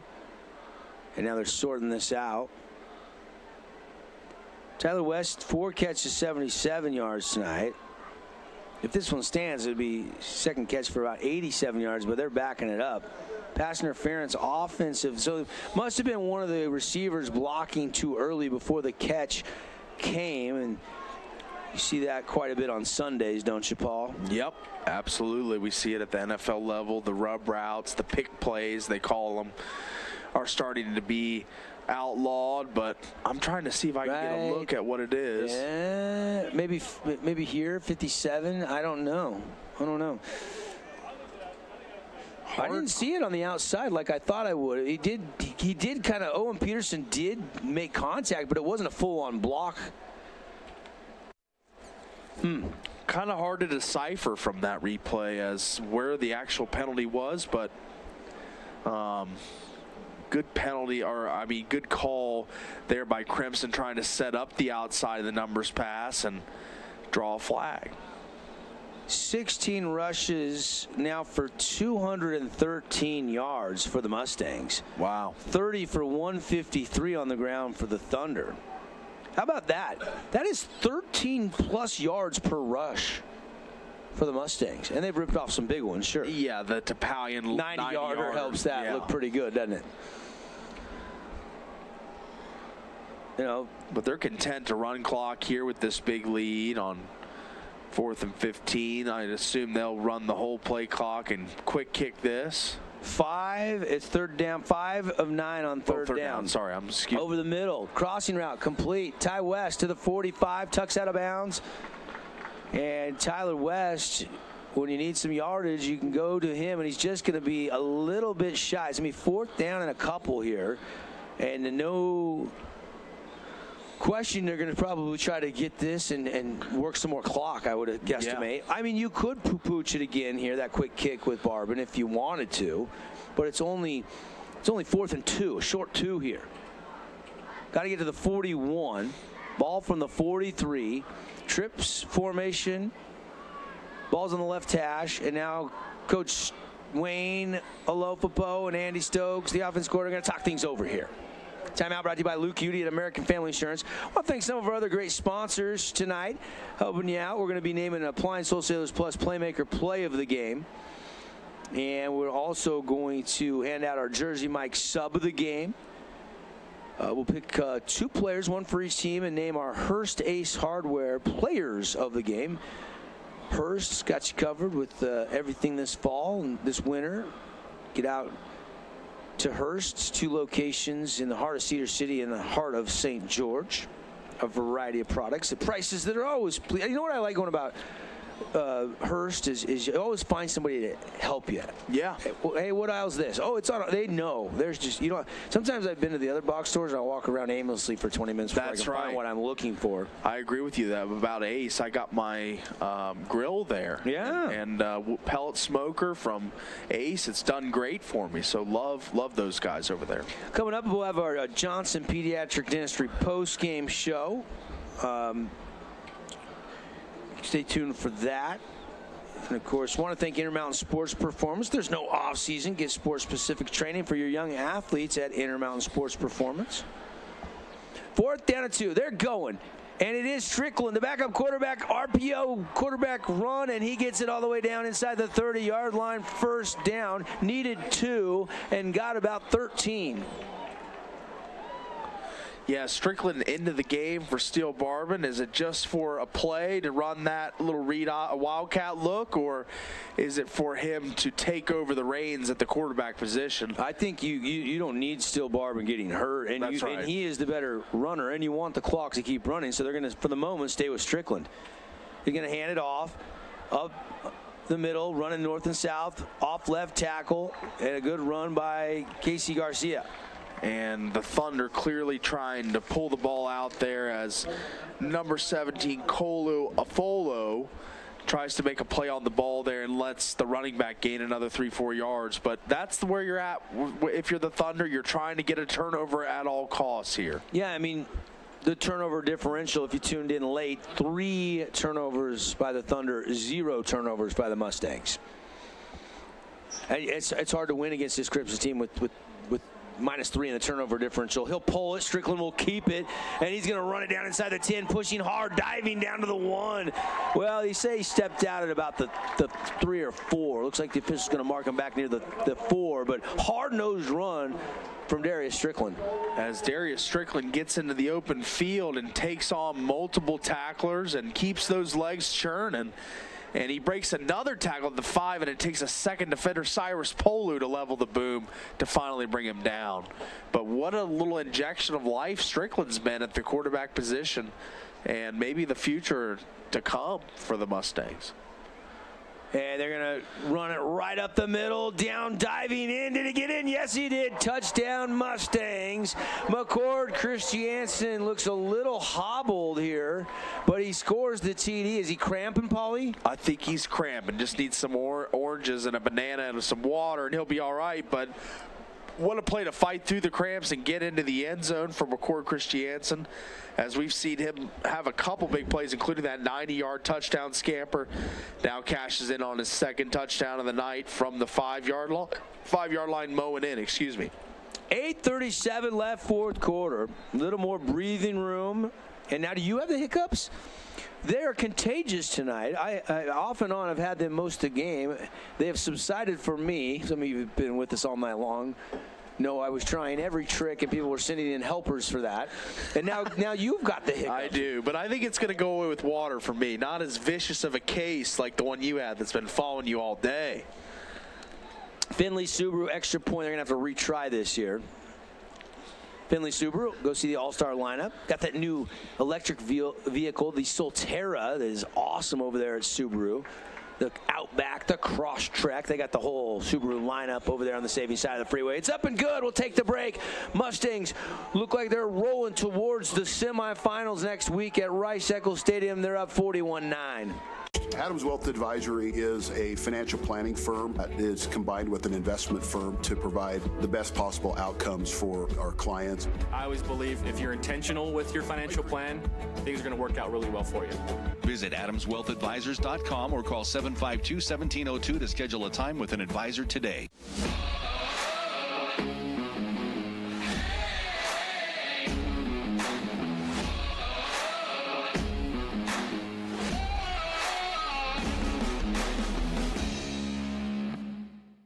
Check out this week's edition of TGIF on stgeorgenews.com. TGIF is your weekend adventure guide to all the fun and exciting things going on in Southern Utah this weekend. Find this week's edition at stgeorgenews.com and click the shows on the menu tab. Have a blast this weekend.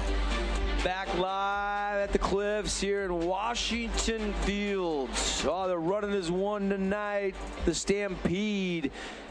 Really, the ground game coming in the second half. It was the passing game of Steel Barb and the precision, the one-on-one matchups when they blitzed. He was able to find big plays. And now, desperation time for the Thunder. They're down 41-9. The defending state champs, they've got to score. And they need some onside kicks, and they got to score again. It would take a miracle at this point. Yeah, turnovers, fluke plays, special teams, impact plays, like this kick return maybe. But other than that, they're running out of fail-safes to try and get them out of this hole they're in. Bobbled a little bit there by that Polu, but Polu going to pick it up and weave his way, and finally gets grabbed around the ankle out of bounds at about the 32-yard line. Hey, Nets on Fire.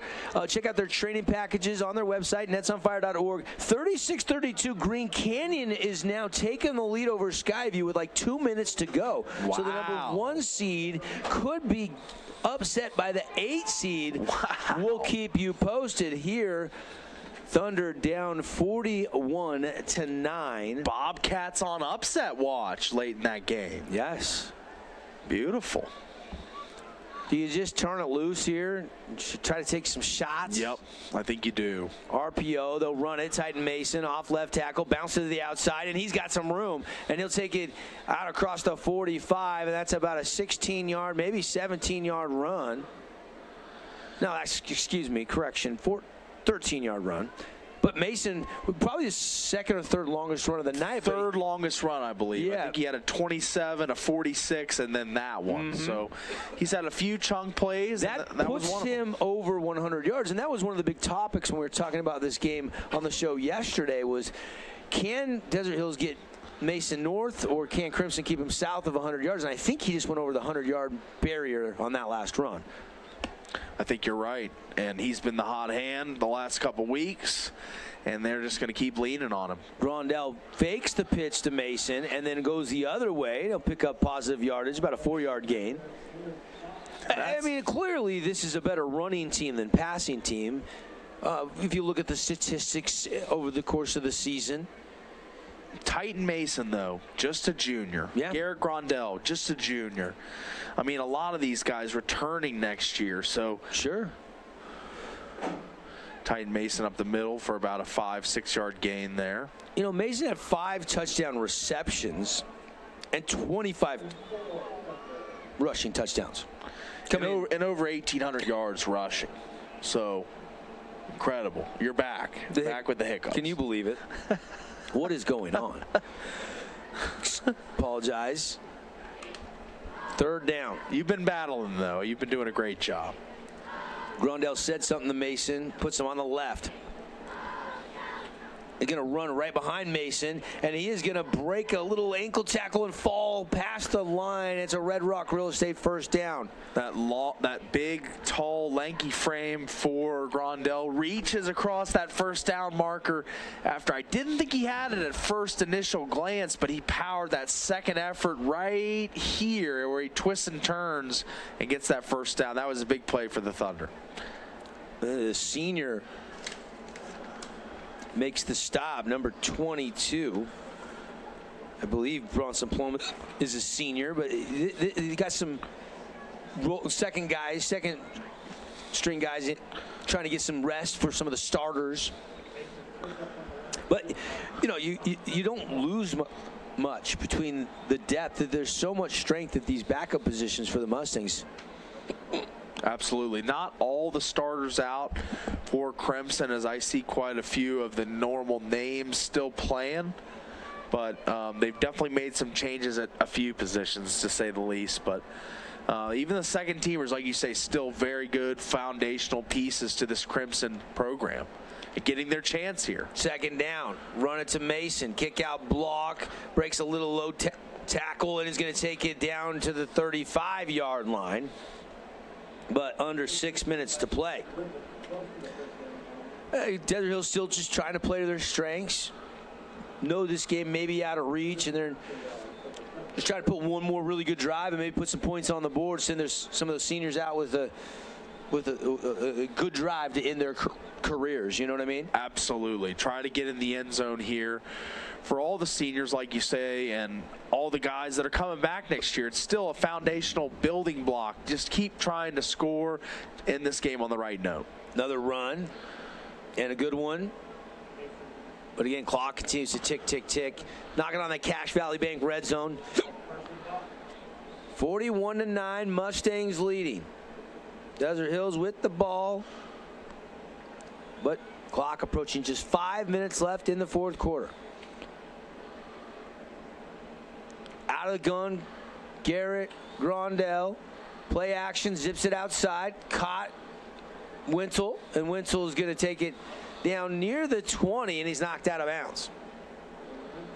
And he's been a valuable receiving threat for the Thunder. I want to say that's his 4th or 5th catch tonight, as he's been finding ways to get open, pick up those hard yards, and been a key player at the tight end position. Man. And just a junior. Correct. Under 4.5 to play. Crimson with the big lead on the scoreboard. Thunder trying to get into the end zone here. They'll go quarterback draw to Grondell, breaks a tackle, and then the next wave comes. He's still fighting for yardage and finally driven down. And some of the second teamers making plays now. Carson Vaught, the senior, number 27. Was quick on the scene there, cleaning up that tackle for the Crimson Cliffs Mustangs. Love the fight from Grondell. Yeah. Love there's no big drop-off between the 1s and 2s for Crimson. And another run. Titan Mason off left tackle. Finds a little crease. Not much, but he gets a few hard yards there. Number 6 for the Crimson Cliffs Mustangs, that's Connor Kell, the senior, and he's making another play. He's been making plays tonight. And we're rolling close to 3 minutes here in the fourth quarter. Out of the gun, Grondell. Look, he has some time. Pocket collapses, steps up, throws on the run into the end zone, and it's incomplete. Pretty good chance to go high point that by Wintle, but he couldn't bring it in. Yeah, Wintle had a shot at that one, and that's been the money man. It was Javian Cummings early in the game, but it's kind of been Wintle late in this game, being that possession, sure-handed receiver for Garrett Grondell, as he's not able to make that catch, though, and that'll bring up 4th down. And you're going forward clearly. Grondell out of the gun. Sidecar to the left. Is Titan Mason going to throw for it? He fires it outside, caught, and breaks the tackle, and touchdown Marcus Anderson. And broken tackle there on the edges, and that's going to create that touchdown for the Thunder, because there was that route was stopped, that play was stopped short of the goal line, but he's able to break off and get into the end zone. And you know, some of the 2s in for Crimson at this point, but still, yeah, it's still a great play. Yep, the senior with a touchdown reception. And it comes with 2:59 left in the fourth quarter. Extra point is up, and it is good. 41-16. Crimson leads it here. We'll be right back. 41-16 on the Wilkinson scoreboard. I've got 15 seconds to list all the reasons that you should call Jason Baum at Bay Equity Home Loans. First-time home buyer specialist, down payment assistant loans, investment loans other guys haven't even heard of, reverse mortgages, and so many more to name before I run out of time. This cheesesteak is so freshly grilled, you could still hear it sizzling. I can hear it too. Me too. Actually, it's the Cheesesteak? grill. Grilled right in front of you. It's a Jersey Mike's thing. First Ace Hardware is conveniently located in St. George on the corner of Bluff Street and St. George Boulevard with 30,000 square feet of lawn and garden, paint, tools, fabrics, sporting goods, and the most complete nut and bolt section in town. First General Store, the Big Ace store on Bluff and on Main. Southern Utah locations, call 435-656-0511. Glad you're with us. Thanks for tuning in and listening, everybody. Devin Dixon, Paul Ratliff, and down the stretch we go. 3 minutes left. Anderson got that touchdown reception from Grondell. Good little out route.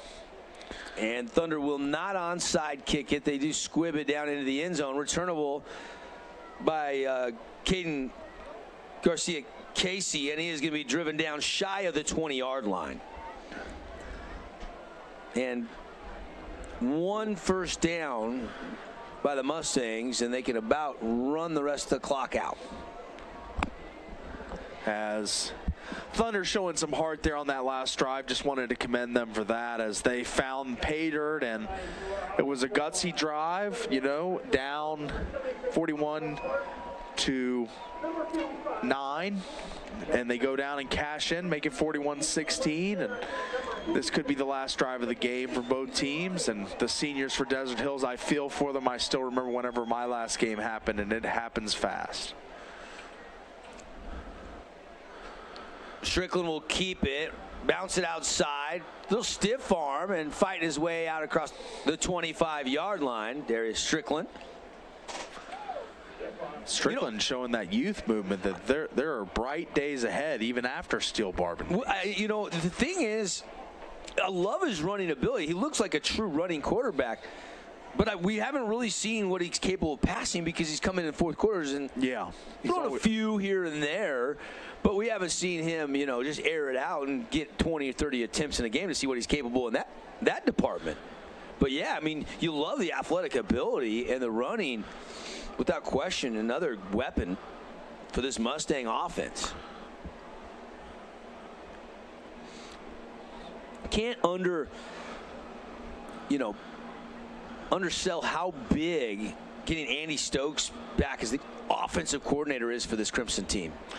Because he did a stint at Timpview, if I remember correctly, right? Oh, they should have. They had Lehigh in that state championship game on the ropes last year.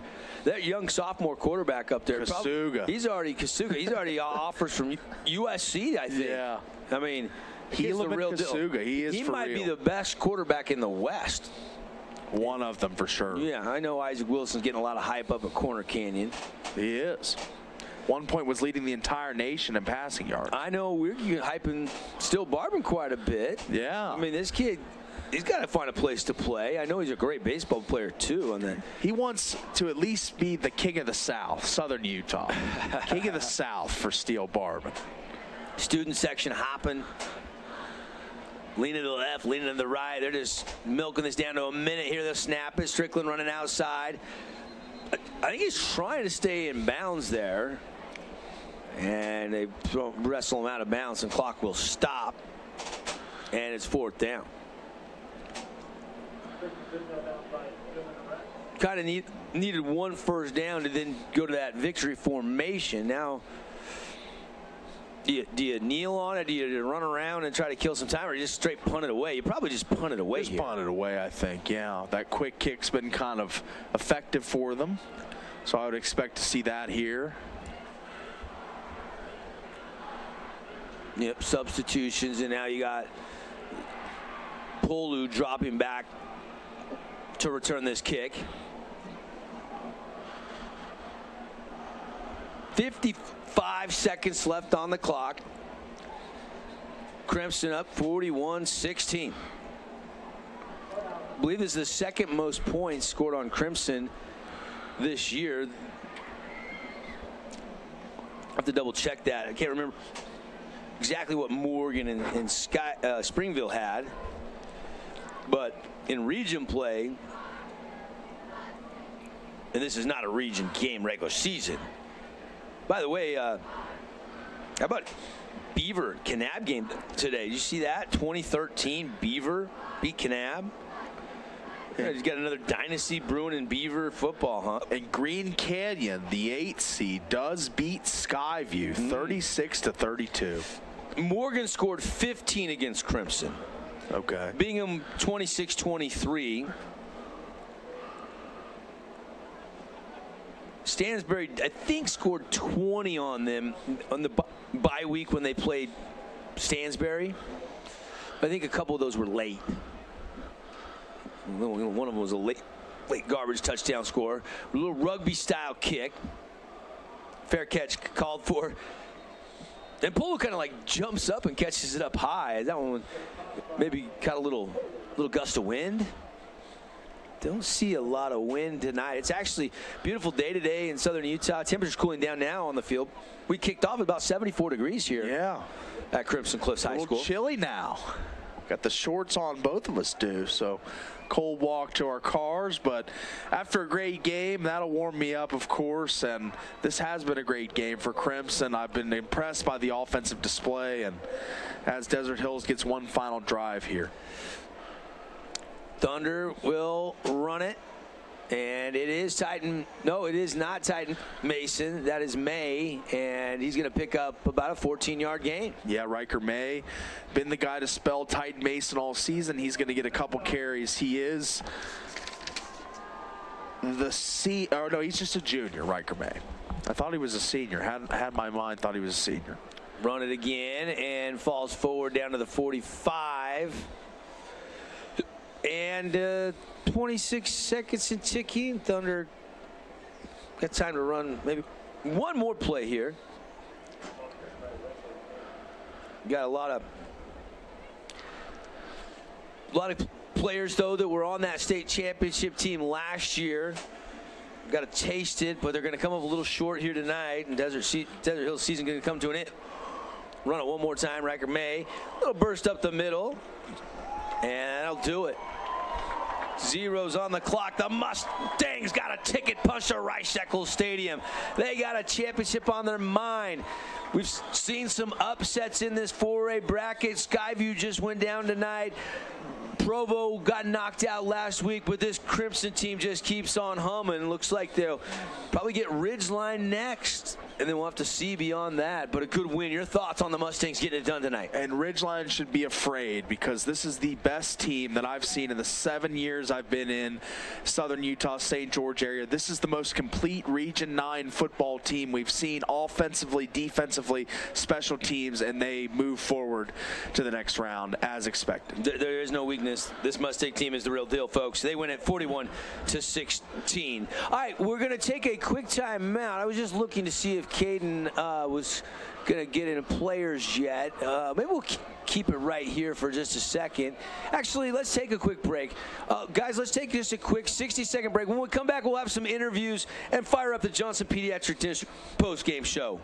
Nets on Fire is the place to hoop in Southern Utah. Elevate your game with group or individual training with elite coaching. Hustle to netsonfire.org to learn more and see why so many rising stars hoop at Nets. Nets on Fire, building champions on and off the court.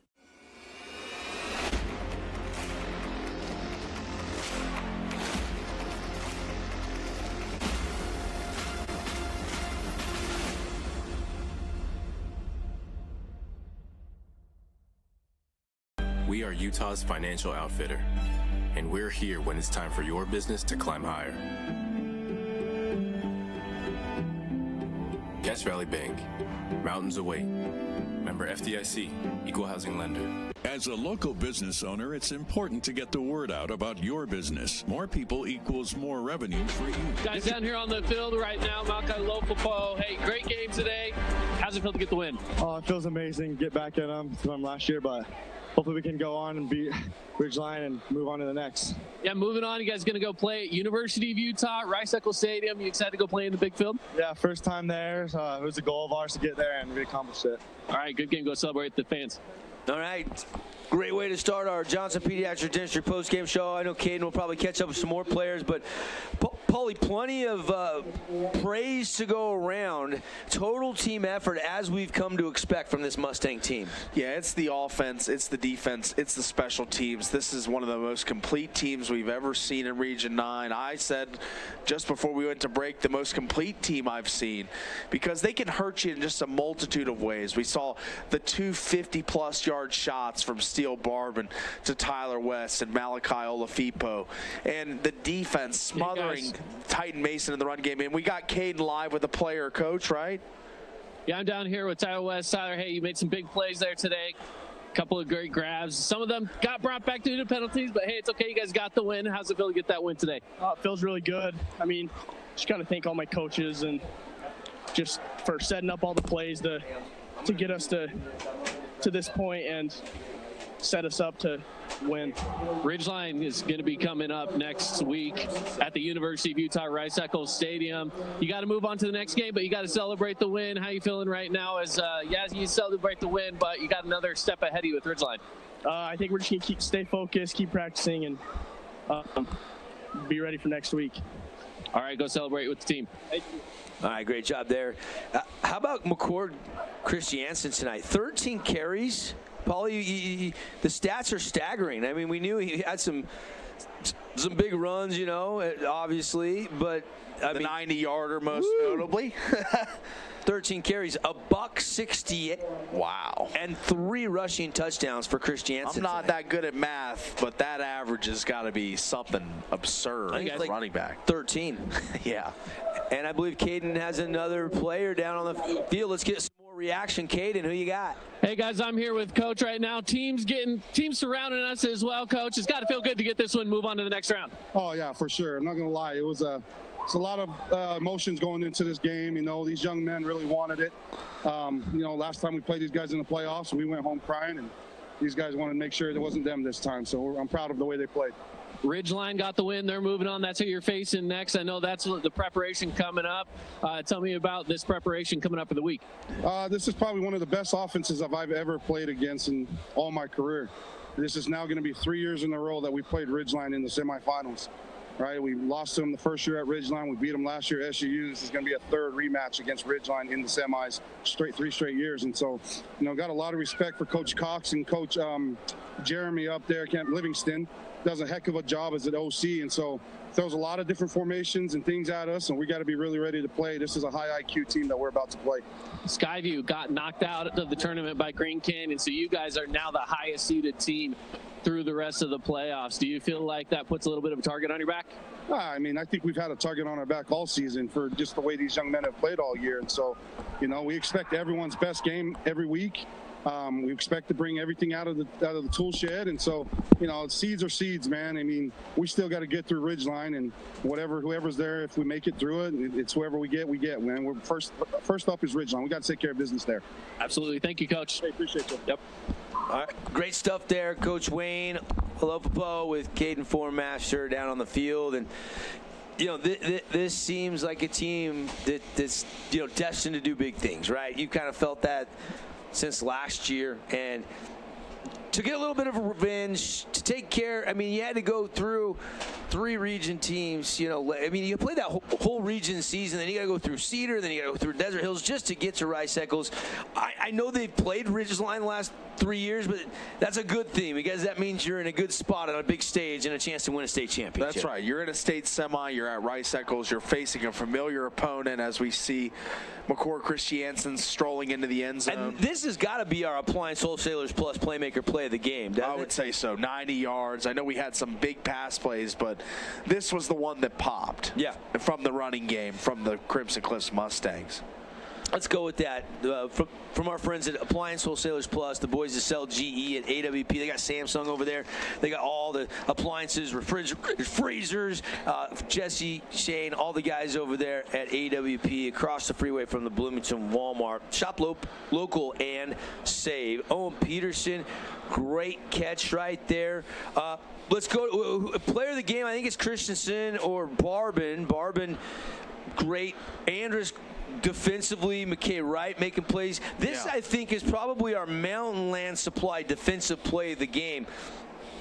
2 interceptions, Sweeten and Smith, and then that recovery there by McKay Wright. And that came at a big stage when they needed a play. Desert Hills was trying to grab some momentum, scoring, knocking on the red zone, and the defense just comes up big like it has so often all season long. Absolutely. The defense just getting home, finding ways to make plays in the backfield all night long, sacks, tackles for loss by a whole host of characters.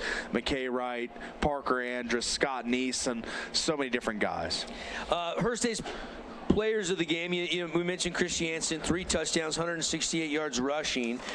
You look at, still Barbin's final numbers in this one, and the percentage wasn't great because he had pressure coming all night long, but he still got home on the big ones when he needed to early in the game that gave them the lead that they never relinquished. Absolutely. The lead was never given back after those big plays. And I just wanted to talk about the fireworks that this Crimson Cliffs offense created. 2 50-plus yard passes, a 90-yard run. I mean, just so many explosives throughout this game. It's hard to stop this team even when they're not doing it, but when they're throwing in explosive plays, chunk plays, it is impossible to stop this team. The Still Barbin numbers, 185 yards, 3 touchdowns. Yeah. Even though the completion percentage wasn't great, still got it done. How about Titan Mason going for a $154? Yeah. This kid's special. He really is. Had those 47-yard run, 28-yard run, and I think he had another like 19-ish yard run. So he had 3 real big chunk plays for the Thunder. It just wasn't quite enough. Yeah, I mean, Anderson, Cummings had 41 yards receiving and a touchdown. really good performance for JV and Cummings. Anderson, the senior, had the other touchdown. Then the field goal, obviously. There's the first one. Let's go. Let's give it to a senior. How about JV and Cummings and Marcus Anderson, the two seniors that caught touchdown passes tonight, co-Hearst Ace Hardware players of the game for the Thunder. And for the Jersey Mike sub of the game, we got the Jersey Mike sub of the game. I think that's got to be Strickland. When he came in and provided the pace to the game, ran that clock out basically for the Mustangs, he was the most important sub, and he'll be the Jersey Mike, my Jersey Mike sub of the game. There was a Jason Baum, Equity Home Loans bomb of the game there to Alofapo, and here's that fourth down touchdown to Anderson. It gets hit, shakes free, scores it. Good for the senior right there. So McCord Christiansen, your Hearst Ace Hardware player of the game, and then we go with the receivers of Desert Hills. I like that. Appreciate Hearst Ace Hardware, variety products at prices that please. I want to bring in Spencer Rodak back in studio. And Spence, as you've sat back and watched and reacted, I know we're not going to have time for a long wrap-up show tonight, so I just want to bring you in here and get your thoughts on Crimson doing it again. I know in the pregame show you picked the Mustangs, and they do win it tonight 41-16. Yeah, not entirely surprising, at least for me back here. We've seen these two teams go head-to-head already once, and pretty similar type of game. And one of the keys that I kind of highlighted was that they needed to stop Titan Mason, and they did exactly that. So easy win. And not an easy win for Crimson Cliffs, but a pretty easy win. How about that? Much better performance than the 49-7 game for Desert Hills back in the regular season. I mean, you got Titan Mason a bunch of rushing yards tonight, even though he didn't find pay dirt. Grondell goes 16-29 in this game, 2 touchdowns, 2 interceptions. Also rushed for over 50 yards in this game. So a lot of positives as the Thunder season comes to an end. And we now get ready and turn all of our attention to our Boulevard home game of the week next week. It'll be just a radio-only broadcast, and that will be from Rice-Eccles Stadium next Friday. Excuse me, I still got the hiccups. 6 o'clock, and we'll start the pregame prior to that, and it should be a fun one, huh? Really, really fun game to see one of our local teams competing, one of the top 4 teams in this classification in the state. Comes with the big, lofty challenges, going to Rice-Eccles, playing in that big building against a good Ridgeline team. So this is going to be a fun week of prep, and Friday will be even more fun. And final thought here. Congratulations to the Mustangs, obviously, but all the other teams that we've had the privilege to cover and call games for all year, all the coaches that have granted us interviews and players to talk to, thank you so much. I mean, everybody in region, we're now one big family. In Desert Hills, they had that title last year. Crimson wants it this year, and I'm pretty sure if you asked about 95 to 99% of football fans in St. George, they'll all be rooting like crazy for the Mustangs the rest of the way. Now that they are the only team left standing, I think a lot of people want to see them go all the way and keep that title down here in Region 9. Absolutely. Representing St. George and doing it in a big way on the state level. That's what Crimson's got the opportunity to do here. I want to thank all of our great sponsors, too. This has been the Johnson Pediatric Dentistry Postgame Show. If you see their ads, you hear them, you're watching the live stream, you're listening on the radio, go use their products or services. We really appreciate the great group of local businesses that help us out week in, week out, making us #1 in the most games covered, the most live streams in Southern Utah of high school sports. Paulie, final thoughts? Just really, really excited for the week of prep. We got a week of shows this week to try and kind of get all our ducks in a row and get ready for this game this week, but I cannot wait for Crimson Cliffs and Ridgeline to get going. But tonight, just another offensive dynamo display from Crimson Cliffs, and the defense showed up in a big way as well. Dominant, 3-faceted win for the Mustangs. Barbin throws for 3 touchdowns. McCord Christiansen rushes for 3. They get 3 takeaways for the defense, and Crimson's going to the semis. We'll have it for you next week. A radio-only broadcast again next Friday, 6 o'clock. Until then, make sure and stay tuned in tomorrow. It's the Trailblazer Countdown to Kickoff show. They will kickstart our day at noon, and then the kickoff at 1 o'clock against Abilene Christian. For our entire crew, our camera people, Cannon Secrest, our video producer, our radio producer, Spencer Rodak, Paul Ratliff, Caden Formaster, great job tonight on the sidelines. I'm Devin Dixon. We'll see you next Friday in the semifinals from Rice-Eccles Stadium. Have a great weekend, everybody.